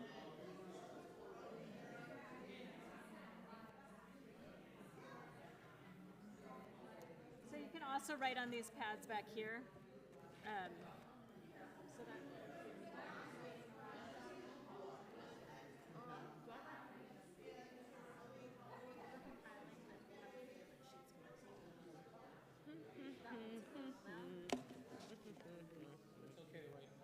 yes, please, write as many as you came up with.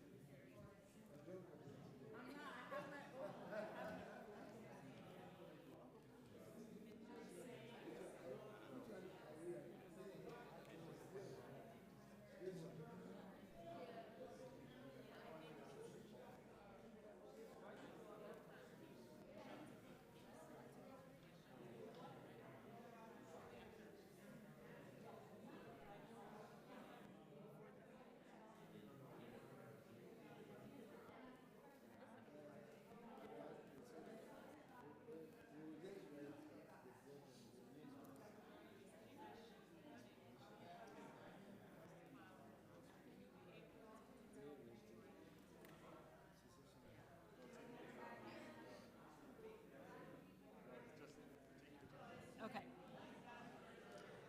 Does this side of the room have ideas to bring up to the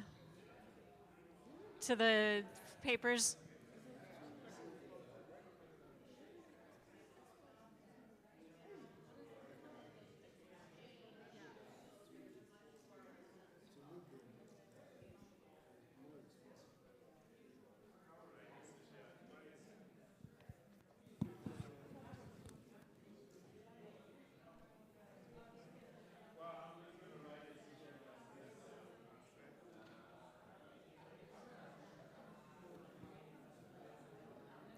Brett.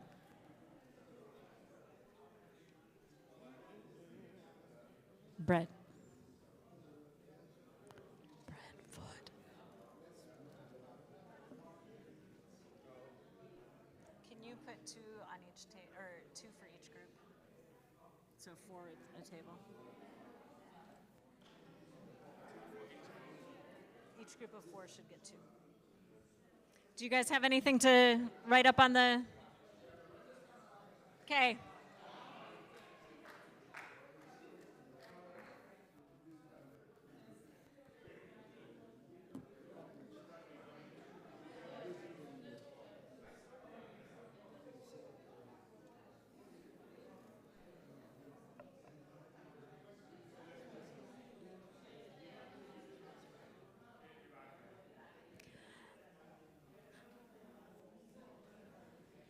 Laura, can you go to the next? All right, as they're writing up some of the activities, I'd like to start thinking about how do youth's daily activities or their aspirations affect whether they can match our hopes and desires as churches and a partnership, right? how connected are these things? So you'll have a chance to talk about that in your group a little bit, but start thinking about that.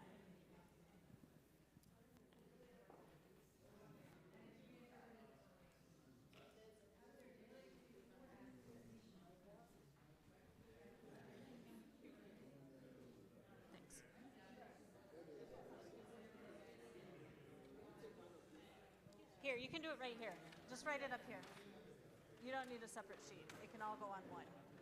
Just go ahead and add here.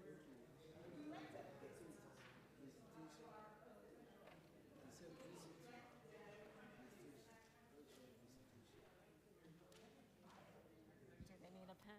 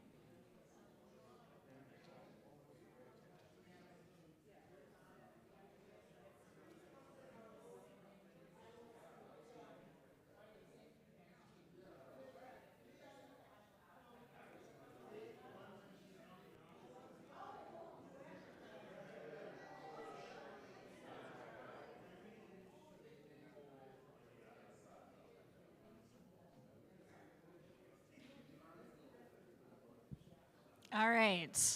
Are we pretty close to? Thanks. We pretty close to ready? I'm going to move this. All right. So apologies, it's a little bit awkward to try and see everything. But I'm going to go ahead and start sharing some of the activities that are on these. I'm going to mention them, And then you're going to have additional opportunity at your tables to try and put those into some action steps, all right?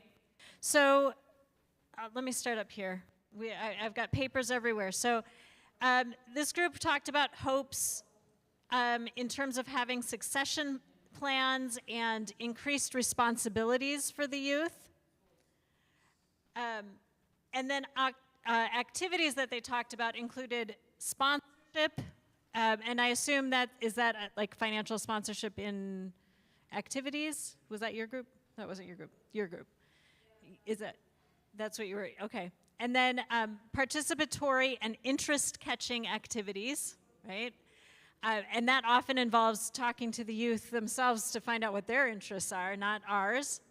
And then visitation. On this one, this was your group over here, we've got hopes being growing personal connections with God, regulate lifestyle and allowing them to live a godly life. And then activities include being fully engaged in all the church activities. Here, I'll take that, thanks.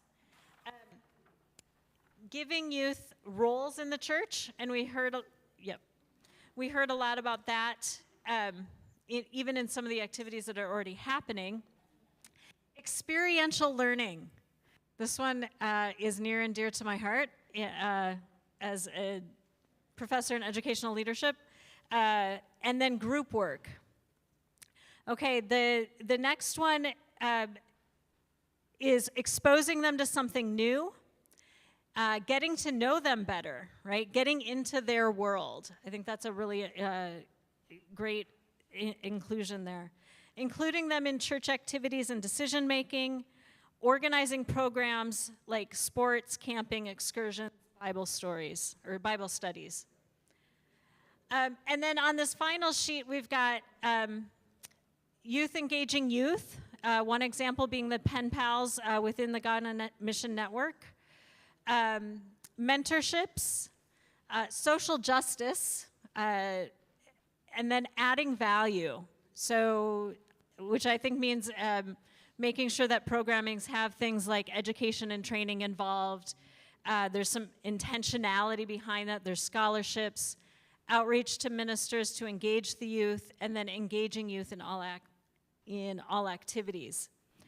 So we have a really great start for different activities that could take place at the church level or at a Ghana Mission Network level.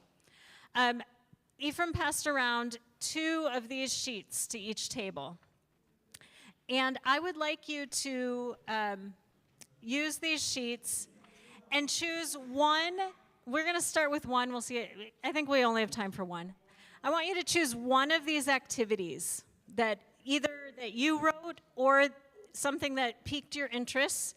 And in your group of 4, you are going, in each group of 4, you're going to write down what that activity is that you're discussing. Indicate who you're going to partner with for that. And when I say who are you partnering with, it's not just about your Ghana Mission Network partner, because it might be them, but it could also be who are the partners in your community, in your church. Who are the youth that you're going to partner in this process? And then how will you begin? What are those first steps that you're going to take to begin that activity, or that you could take, right, to begin that activity? And then really key on the back end. So that's really thinking about the front end of getting engagement and involvement, but it's important to think about the back end as well. How will you know that you have been effective in this activity, right? How will you know that you're accomplishing what you're intending to accomplish? So we're going to take another 7 minutes, more or less, and answer those questions for one of these activities. So in your group of 4, decide what that activity is, and then answer those 4 questions.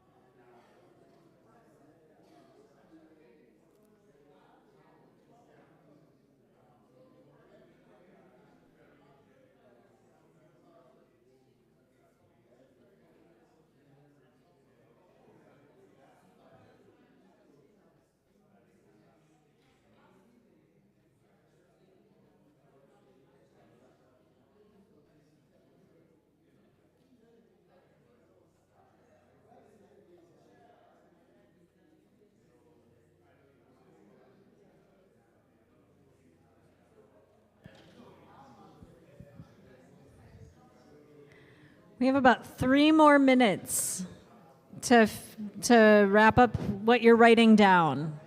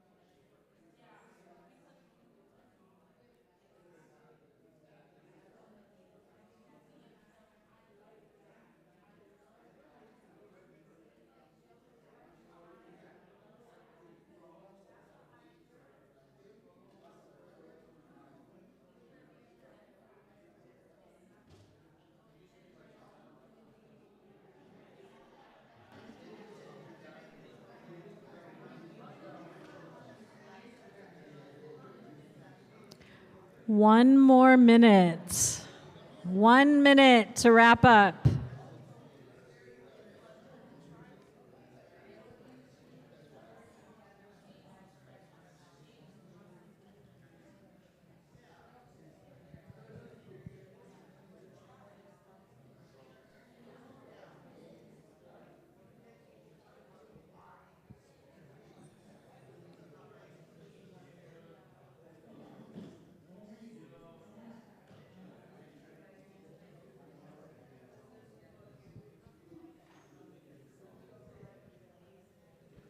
Okay. I'm going to pull your attention back up here. I know there's some furious last moment writing. That's all right. And hopefully now with each group, so we've got 1, 2, 3, 4, 5, 6, 7, 8 groups of 4.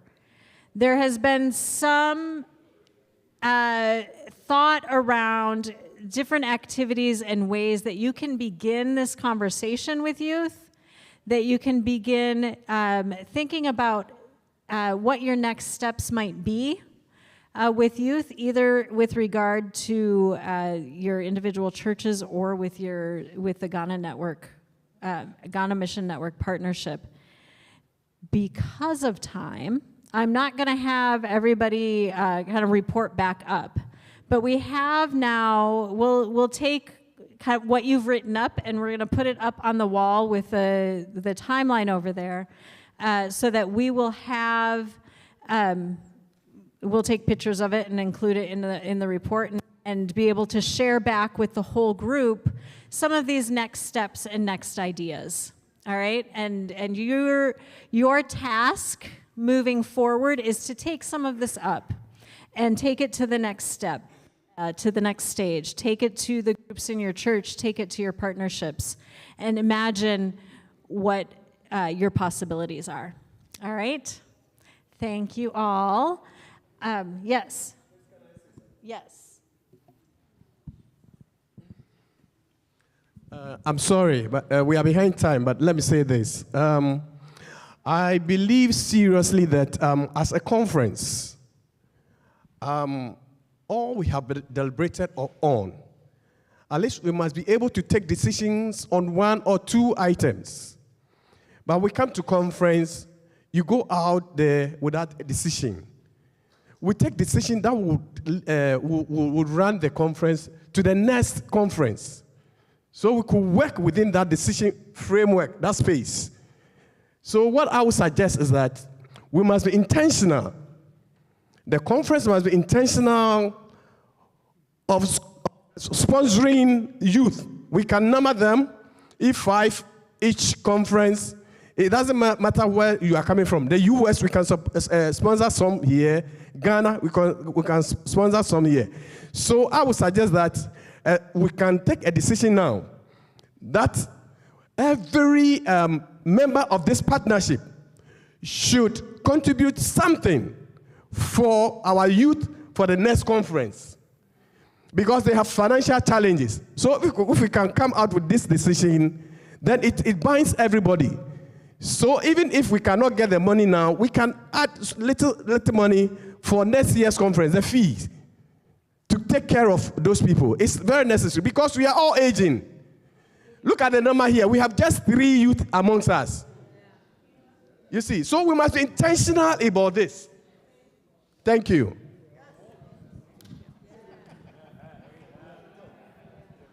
I feel like either Josh or Donna need to follow that. I don't know if you guys want to say anything about that. Yes. My thought was let's do some concrete strategical planning and organizing and who's going to be responsible for what and how we can carry forward these ideas. So we will pick that up, but it gives you some time to think about that. Thank you. Great. Thank you. All right, I am going to turn this over to Josh as the next person on the agenda. So, Brett, do you want to? I would like to confer with Josh and Hassan's microphone.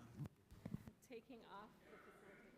Take off the facilitator to the coordinator. So we are well beyond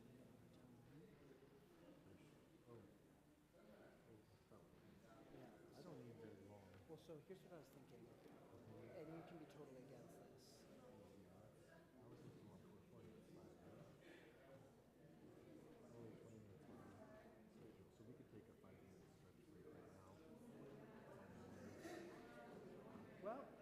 Well, here, let me pitch to you. We can do that. Yeah. That's fine. Okay. I'm just like thinking like, okay, how can we move things around? Do you think it would be inappropriate to do this full? I don't need an hour. Well, yeah, but and you don't even have to do an hour, so you could do like a 40-minute thing. I don't know if I need that much time. I think. Why don't we do a short stretch break right now? Okay. What do you think? My only pitch was going to be. I think the campfire, doing it at the campfire. I think we can finish everything by dinner right now between the 2 of us. We won't have any trouble doing that. Okay. So, sure. All right, we have conferred. Imagine there being smoke coming from a chimney. You're in Vatican. It's white. There's been a decision. Okay. Here's what we're going to do. You have I need to draw a new hand for my watch. 4.25 minutes. Stretch break. 4.25 minutes. Go. Stretch, bio break, and then come back here for the lay pastor model, how the Northwoods and Ghana do ministry together. Are you speaking on behalf of the Northwoods? I can do just a Okay, yeah. We were supposed to bring in two different lay pastors, and both of them canceled on us. And then I had the COM chair come in, and his community basically burned down to Ely. No. It just sounds funny. Sorry. His community literally really? burned. His church is still up, but like a lot of neighbors and stuff lost their homes. So he's been anyway dealing with that, and he's like, I really can't get away for like because he's 2.5 hours towards Canada. This is just. It's also So to think. I'll give like a little background to like this synod, and too bad Alona's not here. But this She had to go back. But this synod has almost perhaps the strongest lay pastor model and training, organized. Pastor Brett, Yes. the youth in your church, did you throw an invitation to them to come and be observers to this one? Because when you came to Ghana, you saw a lot of youth, because it was locally based, you saw them coming from all the congregations. So I was expecting that if for nothing at all, United Presbyterian Church, I should see a lot of your youth here. We did invite several of them. What happened? Well, between camps that they're at and all these things.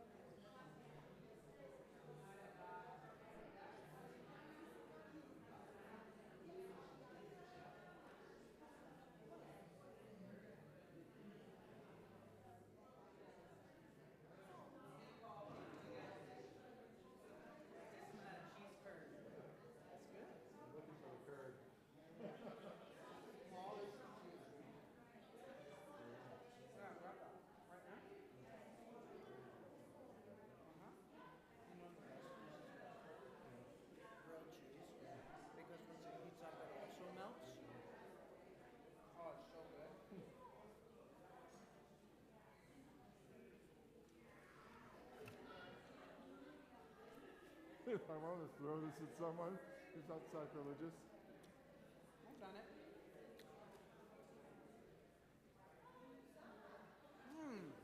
The heavenly host has never tasted so good.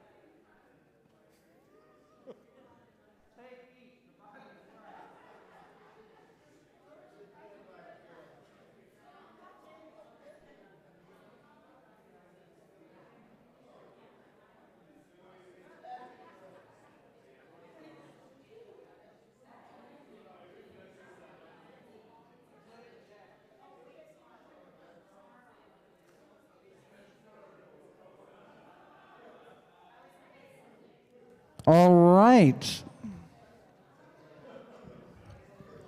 All right.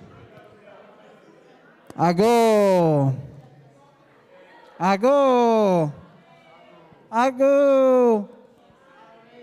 I go. We're struggling here. I go. All right. There we go. What's another song? You want a funeral dirge?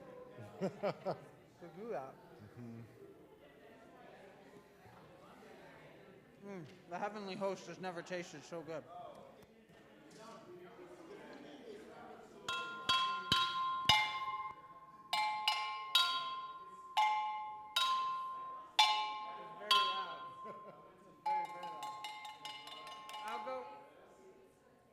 I'll get folks in the middle.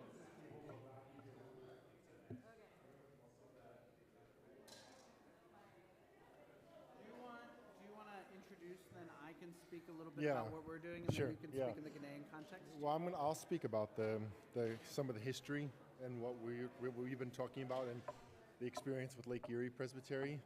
And then maybe Alice, I think, is the only pastor from Ghana who's here. There are a couple of revs from Ghana, though, I thought.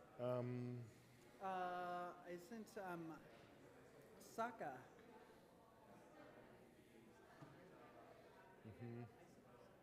No. Isaac Brown. Yeah. He's in Tampa. Yeah. There's another pastor. Where? Who?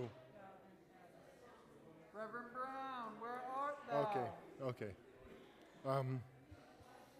The female, no, who? Okay, yeah. Some of that's a little different though because Tema is a big city and they don't really, they have a pastor and a congregation. It's kind of a little different from what we're. It's more of like the American. Yeah, what we're struggling with. Okay, everyone, come back. Yes. You want to hear me speak?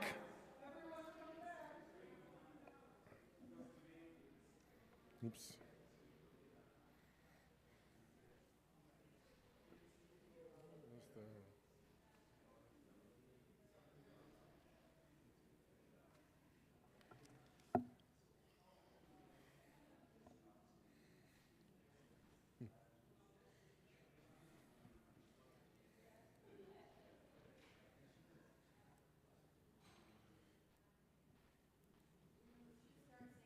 I know, I'm trying to think of a song that might, we're all,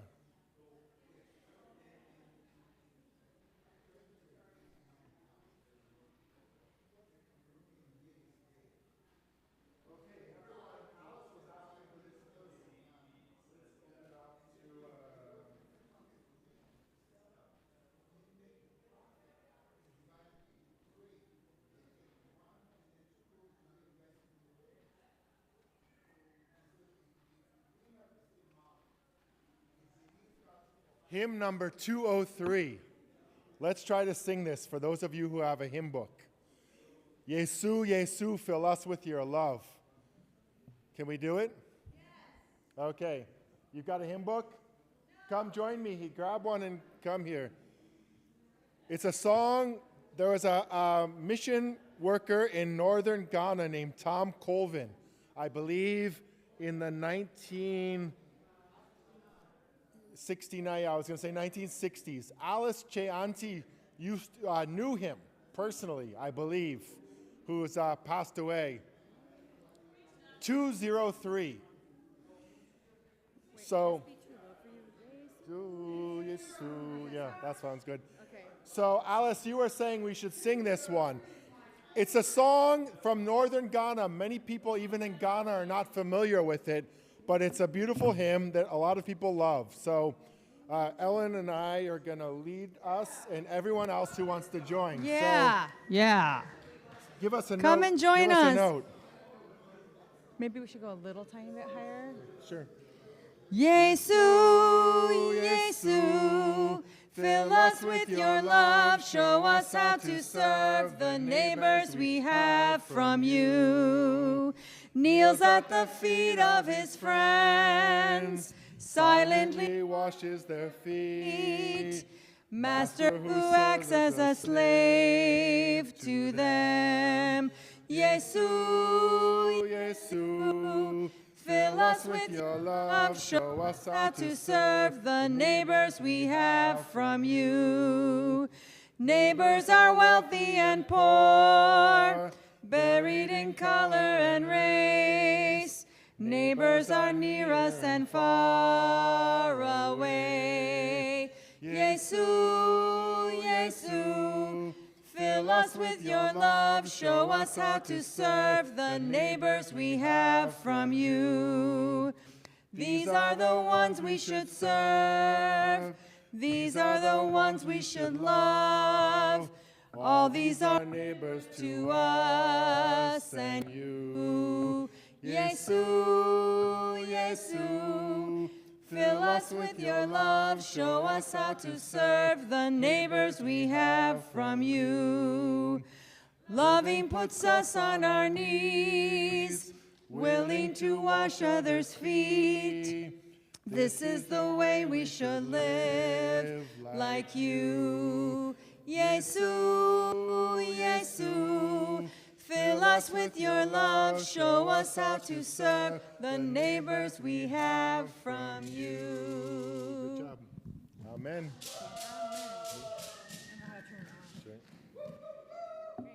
Thanks.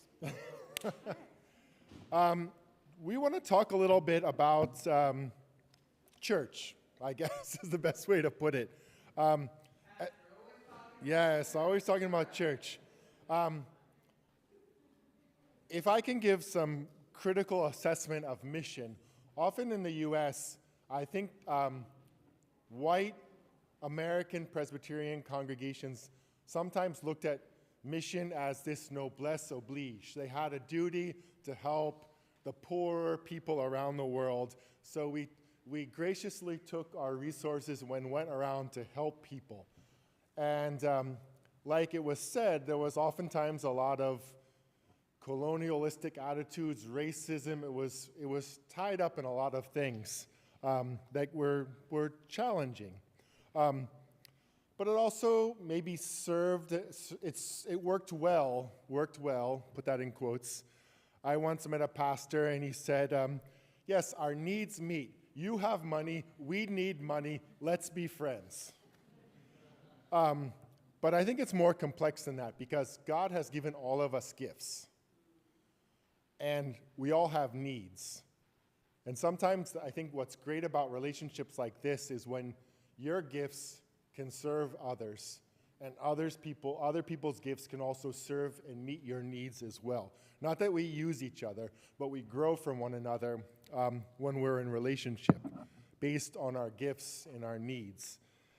And I want to talk a little bit about church, again, church models of ministry. And I'll give you a little history, to go back a little bit of history.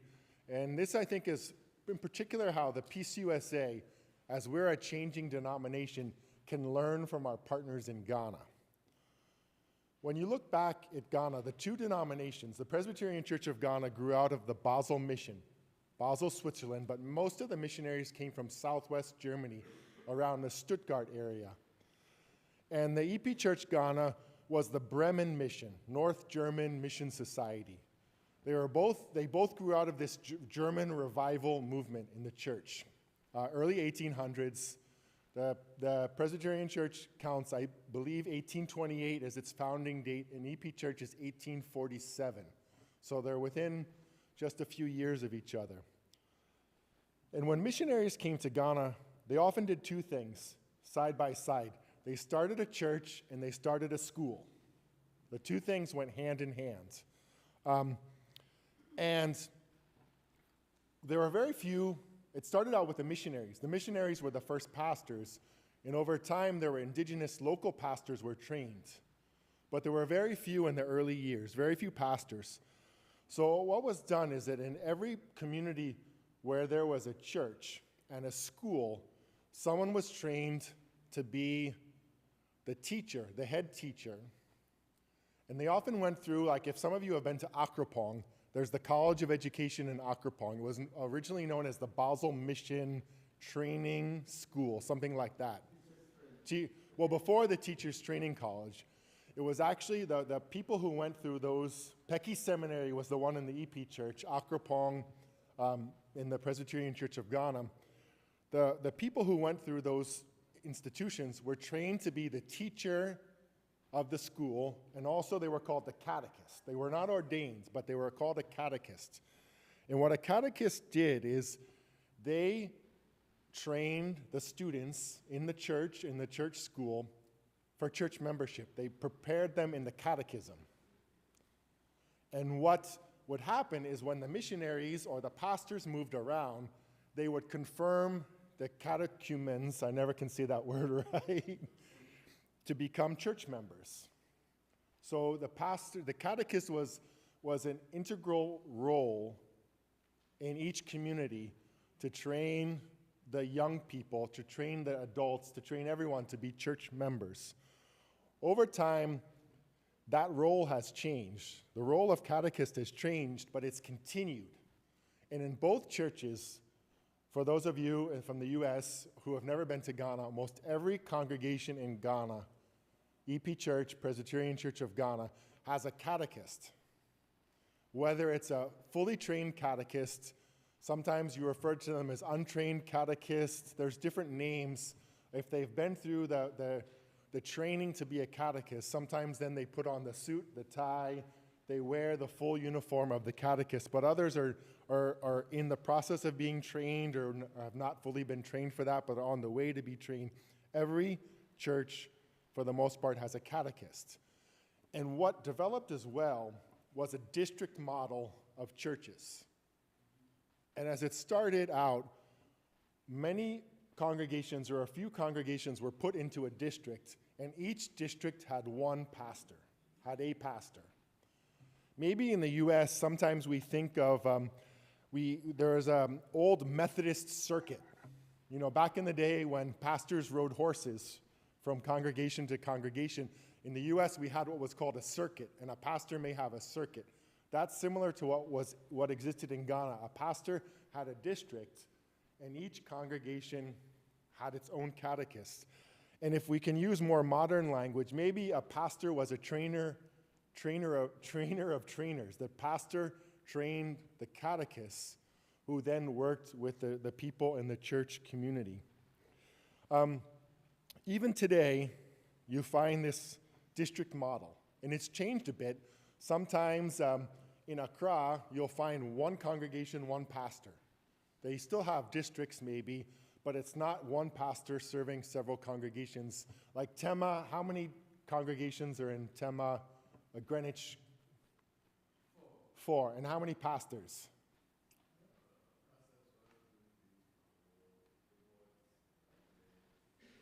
So it's more than a pastor per congregation in a sense. But we have someone we know in the north of Ghana, around Yendi. One pastor has about 25 congregations. The former moderator of the EP Church, who's sadly passed away, Reverend Seth Agidi, who was very active in the Mission Network, he once referred to pastors like that as a ritual specialists. Because pretty much what they do is they move from congregation to congregation to do communion, to baptize, and sometimes they do that 3 times in a week. You do it on Sunday, you do it on a Wednesday, maybe you do it on a Saturday. Your role as a pastor becomes just doing the rituals of the church. But you rely on the other leaders, the lay leaders, the catechists, to do the ministry in a sense. And the congregations, the churches in Ghana, the partners in Ghana have seen, I think, this lack of pastors as a weakness. We need more pastors. And I think my question is it a weakness or a strength to rely on elders, presbyters, and lay leaders to do ministry? Is it a weakness or a strength? Yeah, but I agree with you. I agree it's a strength. But sometimes when we look out, we say we lack the pastors we need to be a church because we've become very, if I can say, clergy-centric. We rely on, our congregations have come to rely on clergy, especially in the Peace USA, that more and more we have congregations who don't have full-time pastors. There's no pastor serving them, and they lament the fact that they can't be a viable congregation and have a pastor. And the Peace USA right now is really struggling what to do with this, quote, lack of clergy.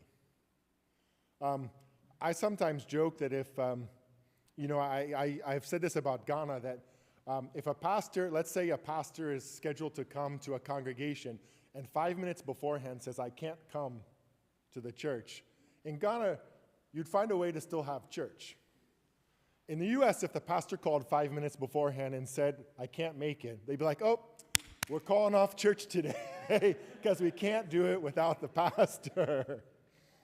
And there's a joke too that, like, who is going to pray for us now? Like in the US, everyone does. If he or she can't see me, they can't ask me to pray. Because for better or for worse, our congregations have become very clergy-centric. And it goes back to a time when there was a pastor for every congregation. We had a pastor for every congregation.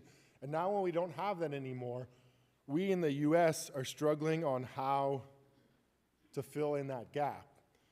We've had a model that is called yoke churches. Maybe a pastor has 2 churches. But from what I see in most yoke models, maybe a pastor has 2 congregations. He or she will have a 9 o'clock service at one and then go and have an 11 o'clock service at the other. So the pastor preaches, does the liturgy at 9, moves to the next congregation, preaches and does the liturgy at 11. But what you find in Ghana is the EP Church has attached me to 2 districts the years I've been in Ghana. One was Lartebia Koshi district in Accra, which had 3 congregations, and now Newtown district in Accra, which has 2. And both of those districts, the pastor for the most part just goes to one congregation on a Sunday.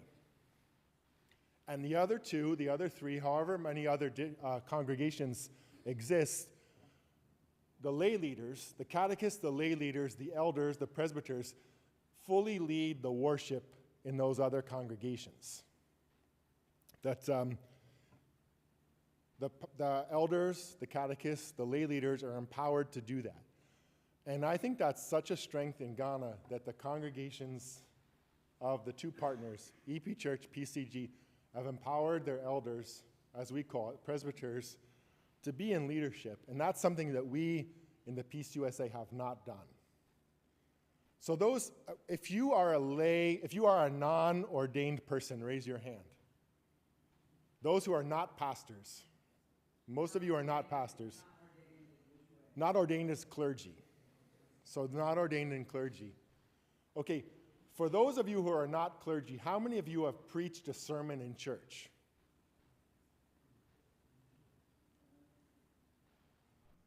So sometimes presbyters, elders are preaching, leading liturgy. That's not very common to see in Peace USA. If you are not a pastor, for the most part, you have not preached, you have not led the liturgy.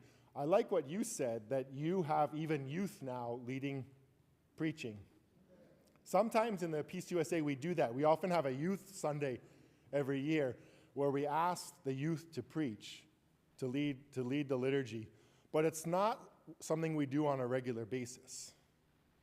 So I think as we have fewer and fewer pastors, congregations without pastors, we are having to learn how to fill in that gap. And we're thinking of new models for how to do that.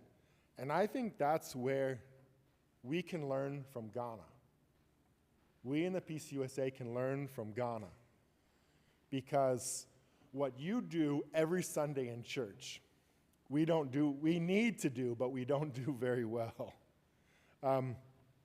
Let me pull something up here. When Presbyterian, in the U.S. there was two branches of the Presbyterian Church, the Southern and the Northern. They came together in 1983. There's a long history there of slavery, the Civil War. We can talk about that another time. But when the Book of Order that we use, the Constitution of the Church, was written in 1983, it said this about elders.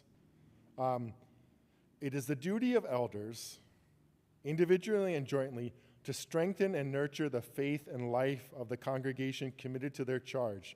Together with the pastor, they should encourage the people in the worship and service of God, equip and renew them for their task within the church and for their mission in the world. Visit and comfort and care for the people with special attention to the poor, the sick, the lonely, and those who are oppressed. They should inform the pastor in session of those persons and structures which may need special attention. They should cultivate their ability to teach the Bible and may be authorized to supply places which are without the regular ministry of the word. Those duties which all Christians are bound to perform by the law of love are especially incumbent upon elders because of their calling to office in order to be fulfilled by them as official responsibilities. What our church asked elders to do, very few actually did it, I would say. We expected elders to preach, to lead worship, to visit the sick, to do all these things, but they weren't doing it very often because we had pastors. We looked to the pastors to do that.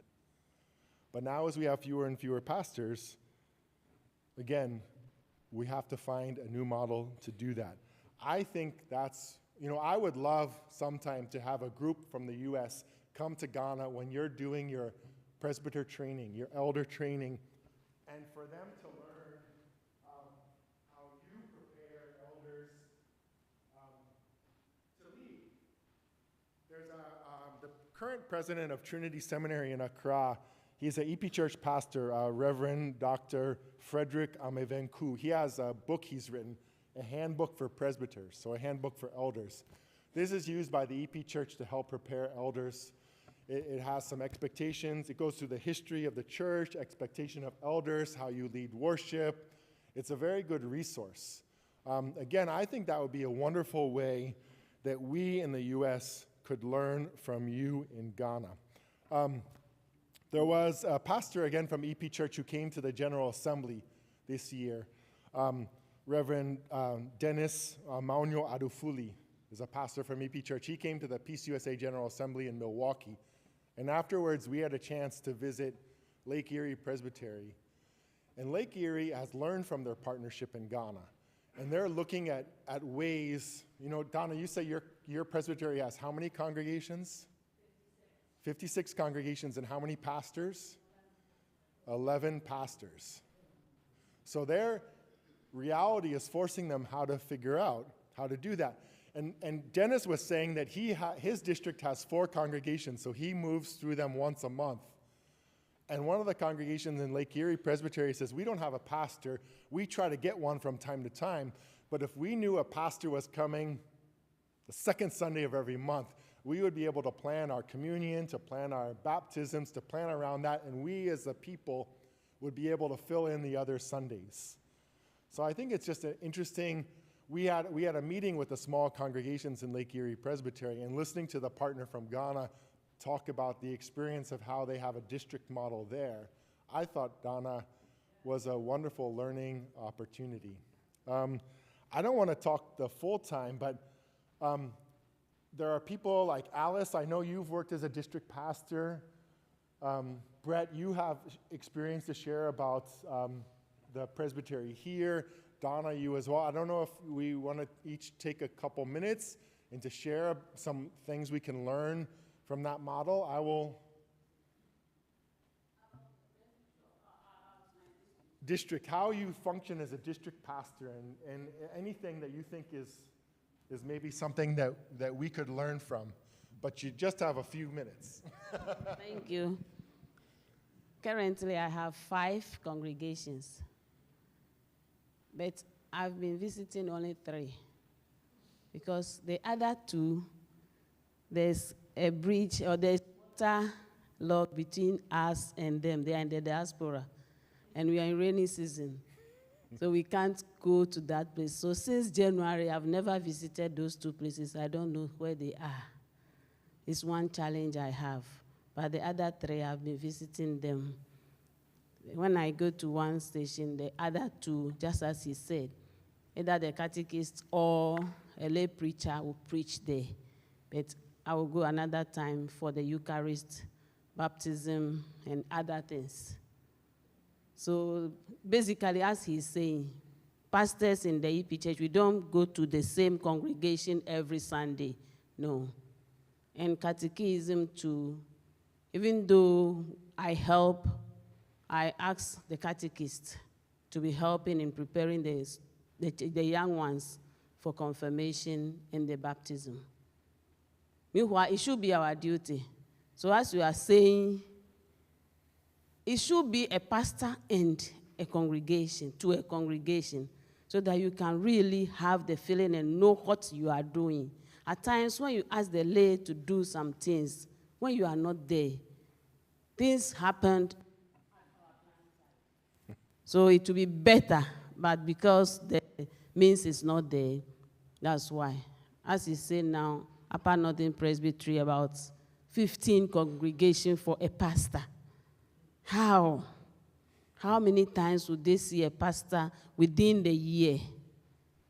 So these are some of the challenges we are facing, but all the same, with God in the boat, with Jesus there. Thank you. Brett, do you want to share something about what's happening in this presbytery with lay leadership? Yeah.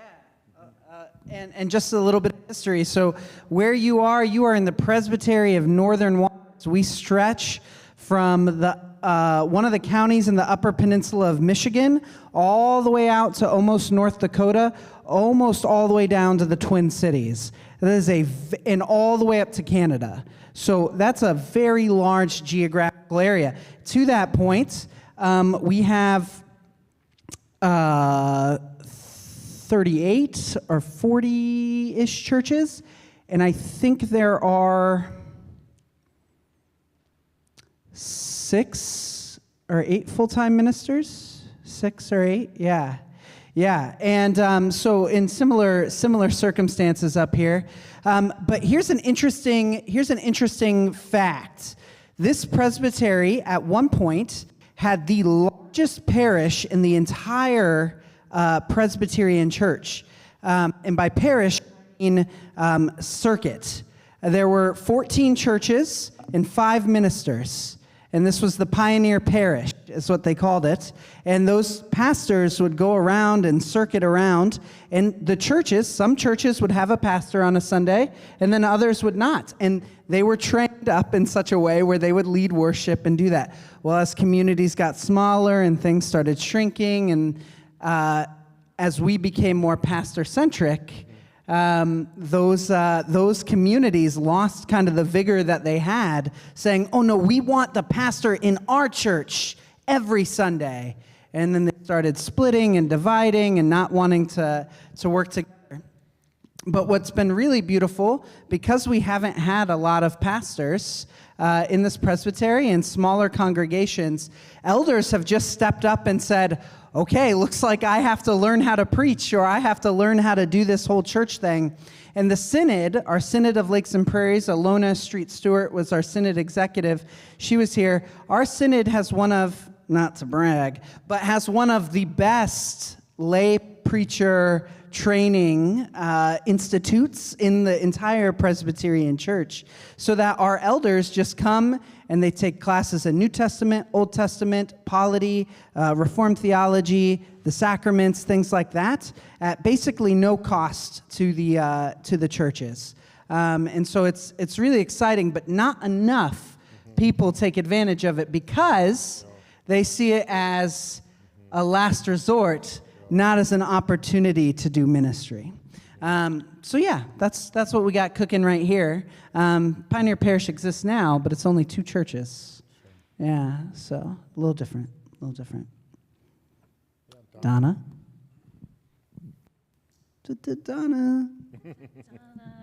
So, Lake Erie Presbytery's kind of been struggling with this, and our general presbyter has been investing a lot of time and energy in visiting those congregations without pastors.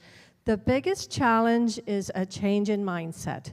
That change from we need our own pastor to doing some other kind of model.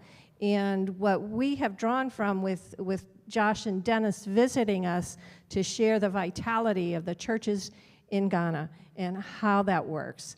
And one of the ideas that our general presbyter has proposed is to hire a pastor for 4 or 5 different congregations that he would preach in one congregation, but the technology would be provided in all those other congregations so that they would hear the same sermon from the pastor. And the rest of the worship service would be led by lay leaders. And then the pastor could go around to be in person at those congregations, but there's that continuity because we value what a pastor brings theologically and spiritually. And so that idea has been proposed. There's still been reluctance to that. But we've talked a lot about the lay leadership and finding, because if we're going to have lay leaders lead our congregations, they need to be trained beyond our best efforts. Because pastors have just another level of theological education, and we don't want to lose that too. So I think figuring out how we do this. So what we came away from in this discussion was the value of the Ghanaian model and what can we learn from that and apply it to our context and our culture. So it was great to be thinking about that. Sure. Yeah. Sure. One second. I'll also say this exact thing is a conversation in our presbytery. In the evangelical, I don't know if that's a common thing. Oh, you wanna? Yeah. In the evangelical church here in America, it's very common for there to be one main church and then multi-site churches along the way. That's like a very typical model.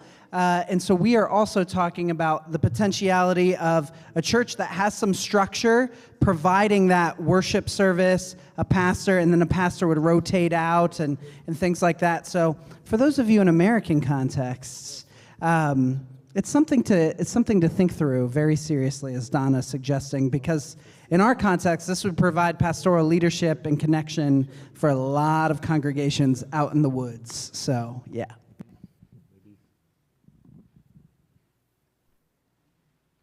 In our case, the Presbyterian Church of Ghana, and I happen to be, by the grace of God, the district minister for term 1. We have 4 congregations and 1 preaching point.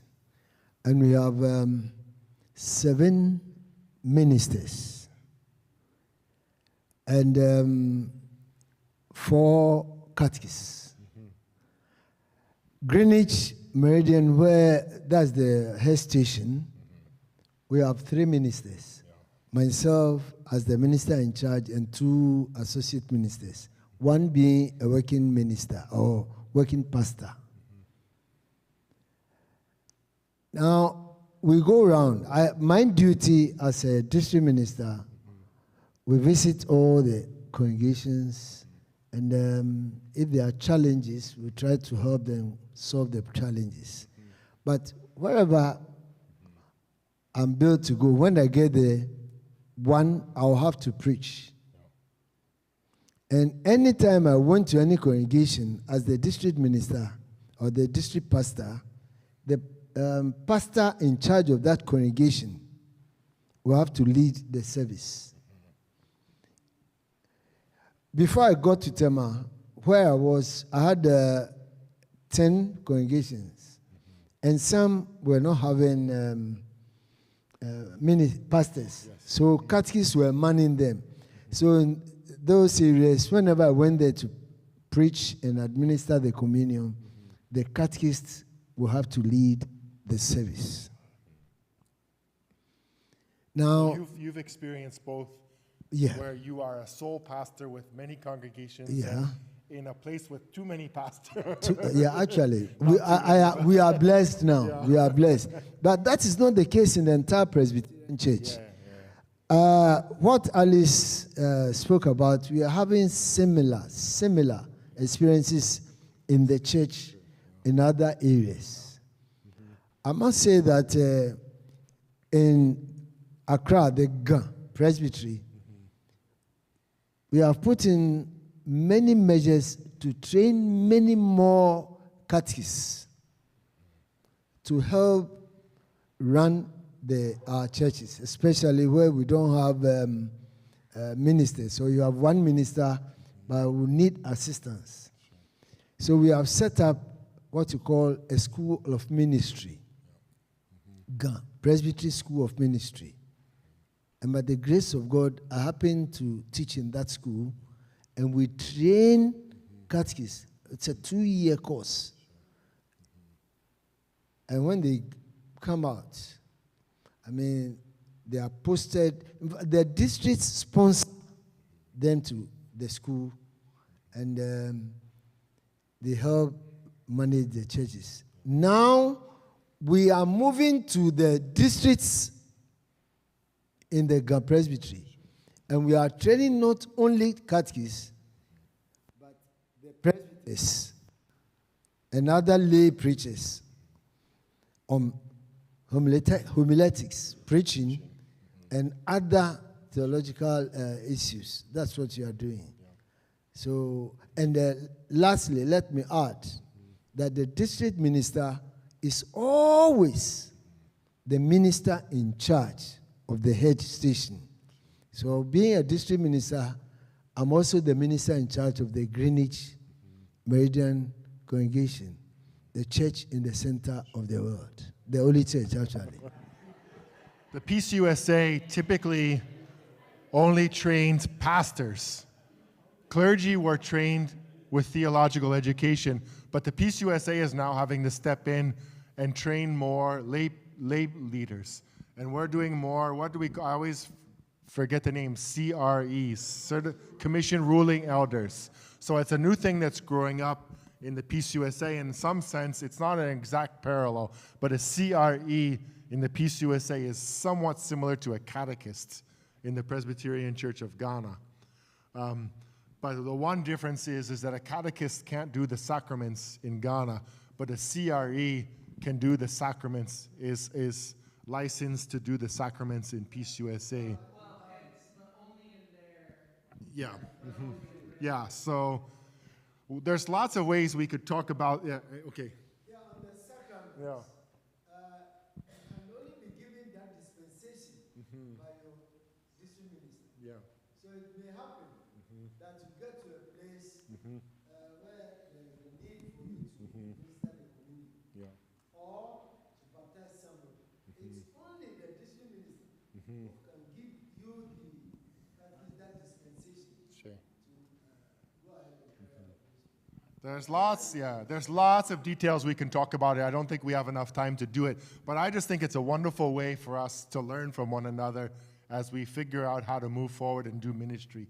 So I hope there can be further conversation in different places about this. Did you? Let's be brief because we're taking the time now of Ellen and Doug, but maybe 5 more. In my presbytery, Newcastle Presbytery, within the Synod of Mid-Atlantic, we use a lot of CREs. And also we have most retired ministers that we have this pulpit supply. That, like the churches that they said it's hard to do communion. Every Sunday, if a church don't have a teaching elder or a minister, you can either use the CRE or you can go to the list of the pulpit supply and somebody will come and minister the sacrament for you. sometimes in the Peace USA, the urban, the places with a lot of people have an easier time than when you get out to rural areas. That's a real struggle, I know, in rural areas. Freddie, you wanted to add one thing? PC Ghana uses in Maryland, there are 3 churches. Trinity, I've forgotten the 2 others. One will have a service in the morning, one will have a service in the afternoon, and then the other one will have a service in the evening. And the same pastor goes to all the churches. That's kind of the model that Peace USA has done. It's still the centered on the clergy. Yeah. Whether that one can still work or whether we have to find new models, that's the big question. Yeah, so I hope this will continue in other places and a chance for us to learn from one another. Ellen, I'll turn it over to you. And Doug, I don't know if there's anything between that. No, okay. Thank you. Does this microphone also work? Yes. Okay, great.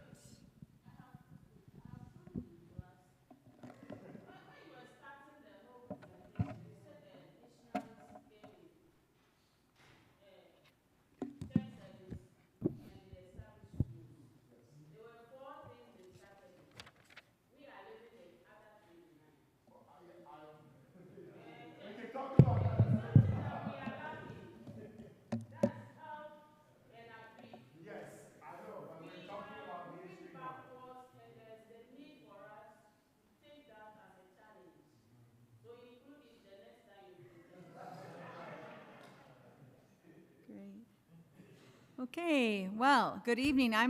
Doug and I are the last people between all of us and dinner. So we will try to make this brief. And we introduced ourselves briefly last night.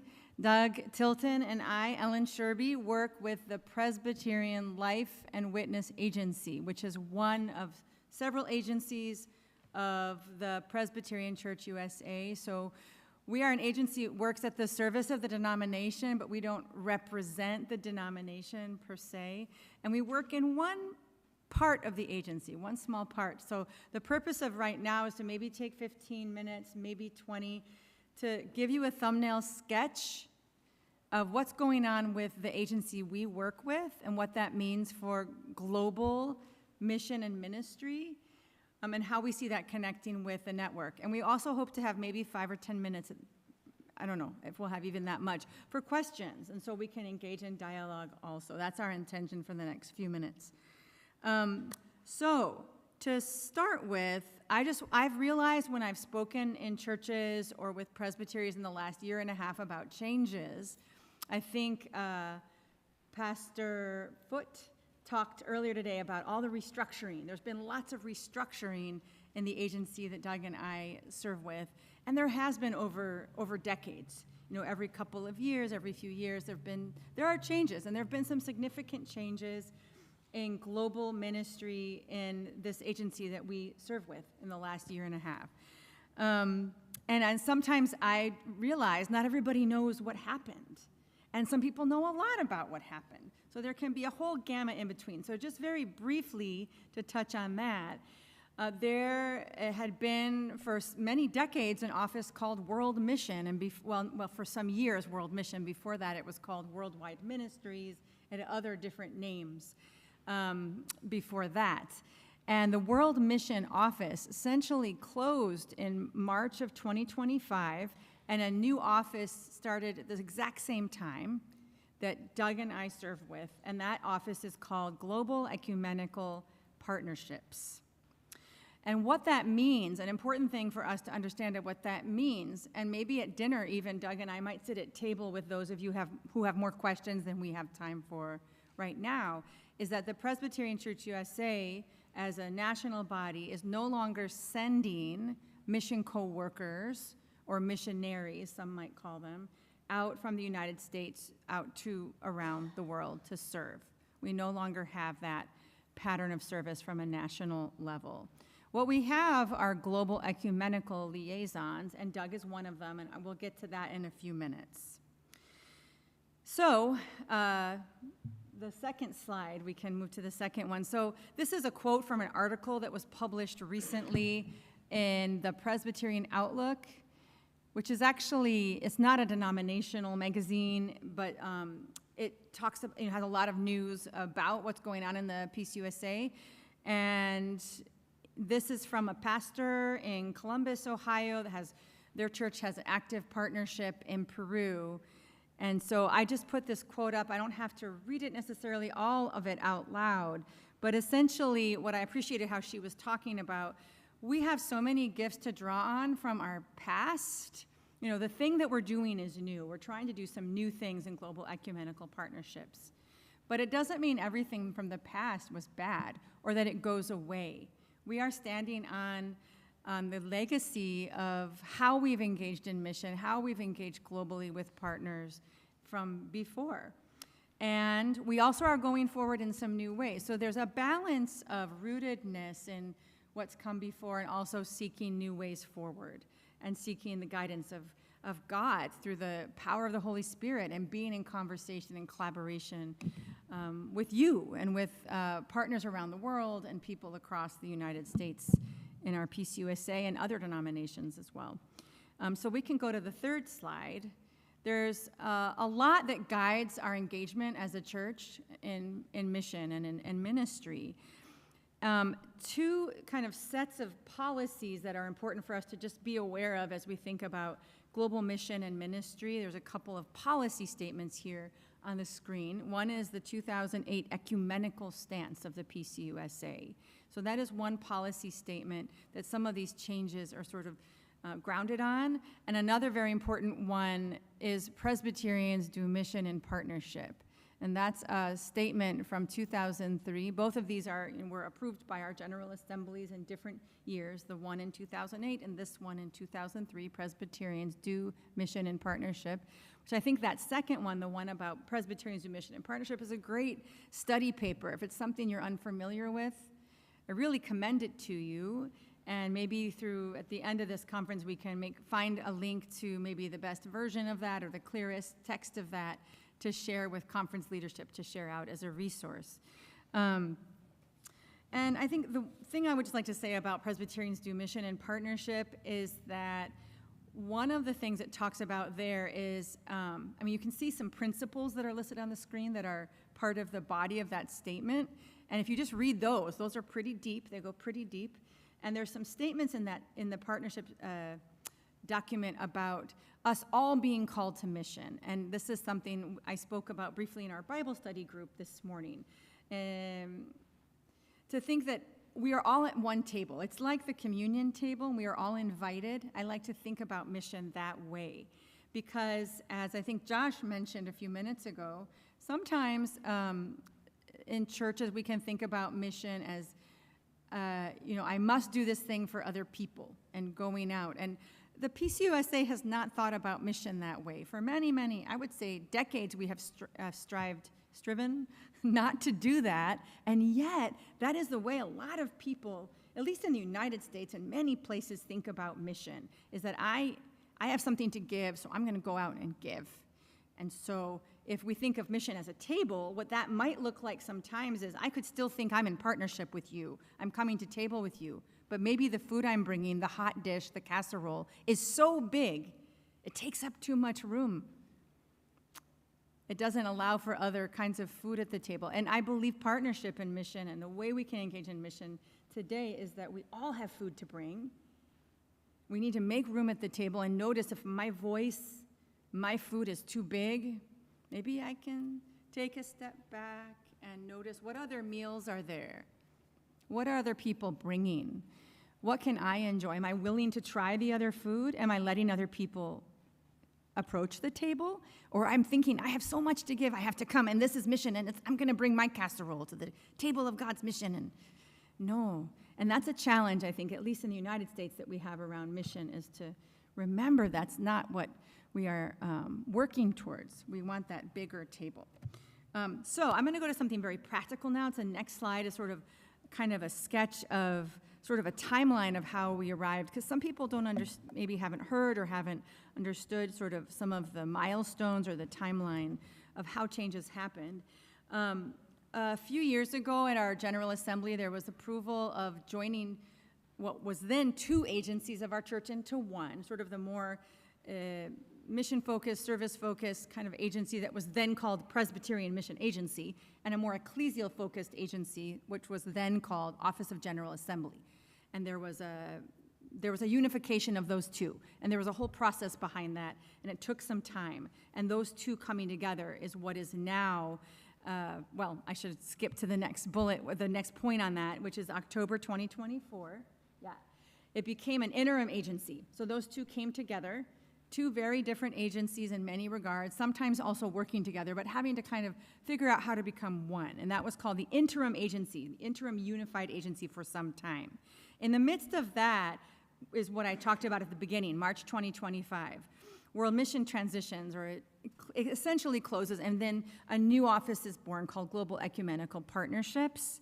And in that same time frame of March and leading into the spring, we have these global ecumenical liaisons introduced. And what's important to note about that we'll also talk about in a moment, are the international and U.S. global ecumenical liaisons. So we're also trying to expand our understanding of global as not just international. Global includes the United States, and there's a lot we could dig into and think about together in this network about that, and that a lot of that work that you are already, many of you, engaging in, thinking about work here in the U.S. among ethnic and diaspora and immigrant communities and those connections. This March, the latest part of this timeline is the new name I just mentioned, the Presbyterian Life and Witness Agency. So that was the name that was landed on or decided on this past spring. So that's kind of the quick timeline. And now I want to talk a little bit about structure and names and roles, just to help kind of locate really more where Doug and I are. There's a lot around global mission and ministry we have to remember doesn't live only in our little bubble of global ecumenical partnerships. But so you see the Presbyterian Life and Witness there at the top. And our stated clerk is Ji-Hun Oh. And she's also the executive director of Presbyterian Life and Witness. And then there's these 4 areas underneath that you can see underneath Ji-Hun. I'm just going to go really quickly to the one that we're within, the bubble or umbrella that Doug and I are within, is the one called Partnerships Beyond the Peace USA. Within that, there's a few other smaller bubbles, including the Office of Ecumenical and Interreligious Relations. Some of you may know Dr. Diana Wright, who leads that office. But within that also is Global Ecumenical Partnerships that Doug and I work in, and we report to our director, Reverend Carlton Johnson, in that work. Okay, so that's where I want to focus our attention, and not forget, again, Diana Wright in the Office of Ecumenical, Interreligious, and Ecumenical Relations. That is international work. It's global work. It includes connections with ecclesial bodies and denominations in the U.S. and around the world. But we've also got the Presbyterian Disaster Assistance. We've got Presbyterian, and that's also in Diana's area. She is supervising the international part of that. Then within Global Ecumenical Partnerships, we've mentioned the Global Ecumenical Liaisons, and Hunger Program is now there. So we have our Presbyterian Hunger Program within that smaller bubble that Doug and I are a part of. So that's, I think, enough detail to go into there. It's a lot, but I just want to explain that a little bit to kind of give you a sense of structure and names and some changes. There are also other ministries outside of our bubble and outside of this umbrella, like Presbyterian Ministry United Nations, Office of Public Witness, and others that are working globally. So it's important to mention that as well. So now I want to go just to really looking at the Global Ecumenical Liaisons. I mentioned there's U.S.-focused Global Ecumenical Liaisons, and there are international-focused Global Ecumenical Liaisons. So the office that Doug and I are in is the international bit. And do you want to speak to the next part about the gels? And I will be in the wings. So as Ellen has said, there are 2 parts to this Global Ecumenical Partnership Office. There's a international-facing team, which I'm part of. We have 8 Global Ecumenical Liaisons working with international partners. At the moment, I'm the only one working with African partners, though we hope that is going to change soon.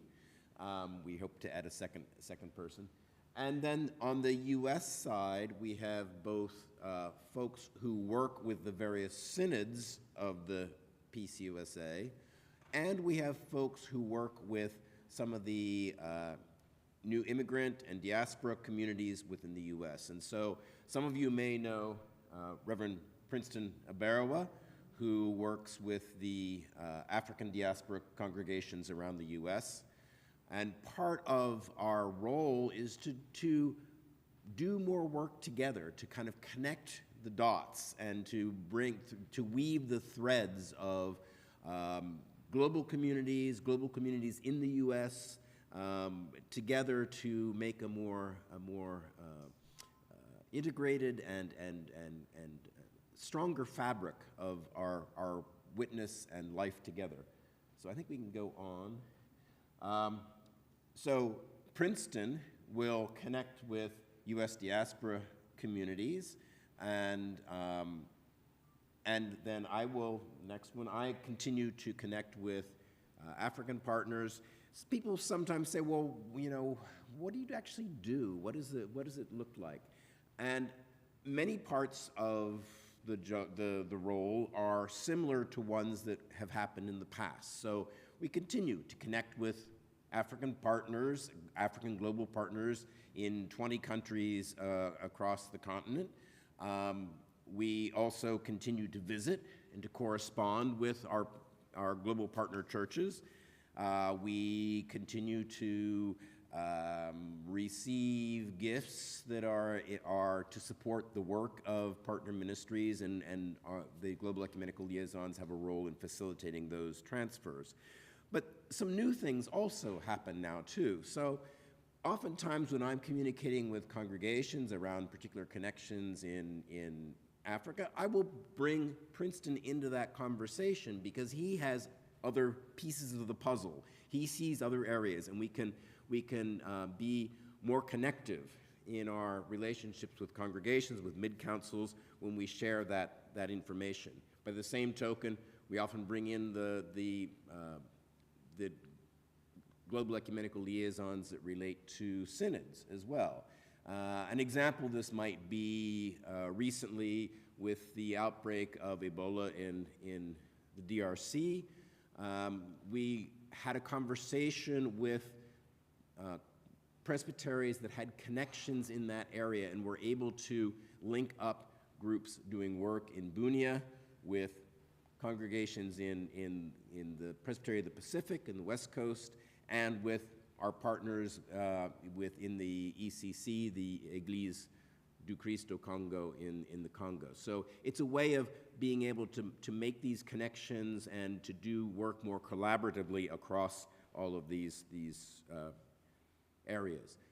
Another aspect is also to connect with folks like you, with the various mission networks, and to think together and to envision together how we can continue to build closer collaboration in the future. So that's a big role for Global Ecumenical Liaisons as well.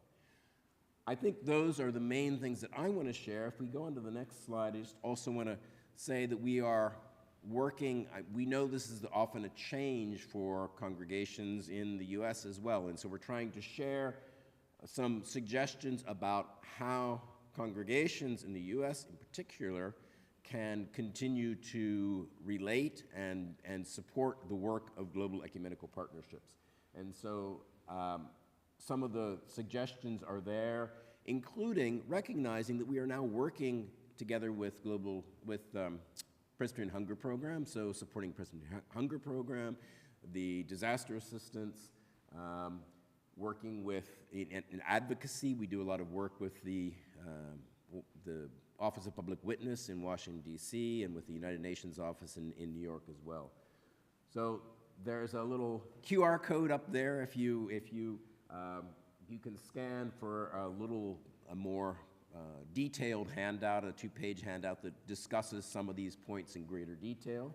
And if we just go on to the last slide, we also invite you to be in contact with us, all three of us. Unfortunately, Princeton isn't able to be here today, but I'm going to be at a Malawi Mission Network meeting with Princeton shortly. And so feel free to contact any of us to ask questions. I think those are the things we're going to share. So. Yeah, and to wrap up, I just tried those QR codes. They're too small on the screen probably for us to actually be able to capture them from our seats. Perhaps we can send those links out as well to conference leadership and get those sent out, just for more information of how to get involved. And just to kind of end, I think we've been talking a lot the last 24 hours or so about new ways of being church and challenges of being church and of being in partnership and being in mission. And so we just want to encourage you to keep in touch with us so we can be thinking about those things with you as well. We feel that we, as colleagues of yours from the agency, are also partners in growth with this network and with the churches and the mid-councils and the different partnerships that you are a part of and that you represent. So let's keep growing together. And one word we used in our Bible study this morning was maybe another even richer word than partnership is companions, or thinking about companionship. So let's be good companions together. We have so much to learn, and we never will stop learning about faith and about mission. So I look forward to doing that with you, and we're open to questions. We probably have a few minutes, maybe 5 minutes before dinner. Is that accurate? And again, we could sit at a table, maybe Doug and I together. If some people have questions we just don't have time for. So why don't we take 1 or 2 questions now, if there are any, and then we can have time over dinner as well. And thank you. Thank you. Thank you for allowing us to be here. It's been a real joy. So thank you.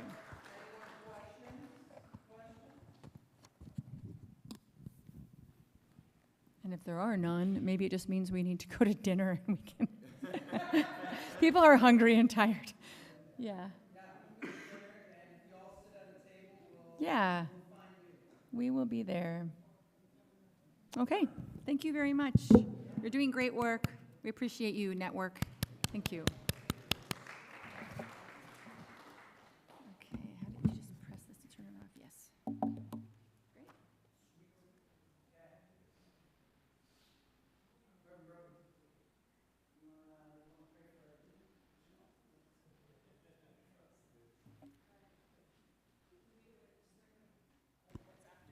Yes. But before Reverend Broby, Dr. Keishaniqui. All right. Just a quick note about the rest of the evening. So we've got dinner hosted by the Presbyterian Women, PW, here at UPC. And then after that, we're going to go out to Wisconsin Point, which you saw some pictures of that earlier. And we've got a campfire going.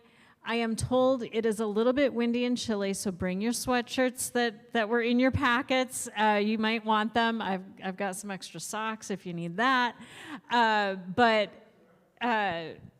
we'll have a van going out. We'll leave here by about 7:30. So we've got time to talk and relax a bit during dinner. And then we'll head out there for our evening worship time, and we'll do a campfire and some s'mores. So.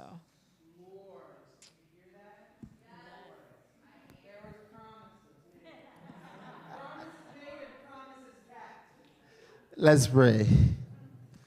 Most gracious and lovely Father, we thank you for such a beautiful and wonderful day where you have brought us to. We are about to go and enjoy our dinner. We pray that you bless the food, bless the hand that prepares it. We pray that as we are going to enjoy, may we get more energy to continue your work. In Jesus' mighty name, amen. All right, you are free to dinner, but here's what I'll tell you. Take a nap right after you eat at your seat, of course. We call that a food coma here. But you need to prepare yourself, because I am told there is a huge fire being prepared on the lake shore. So you just get ready. You just get ready for that.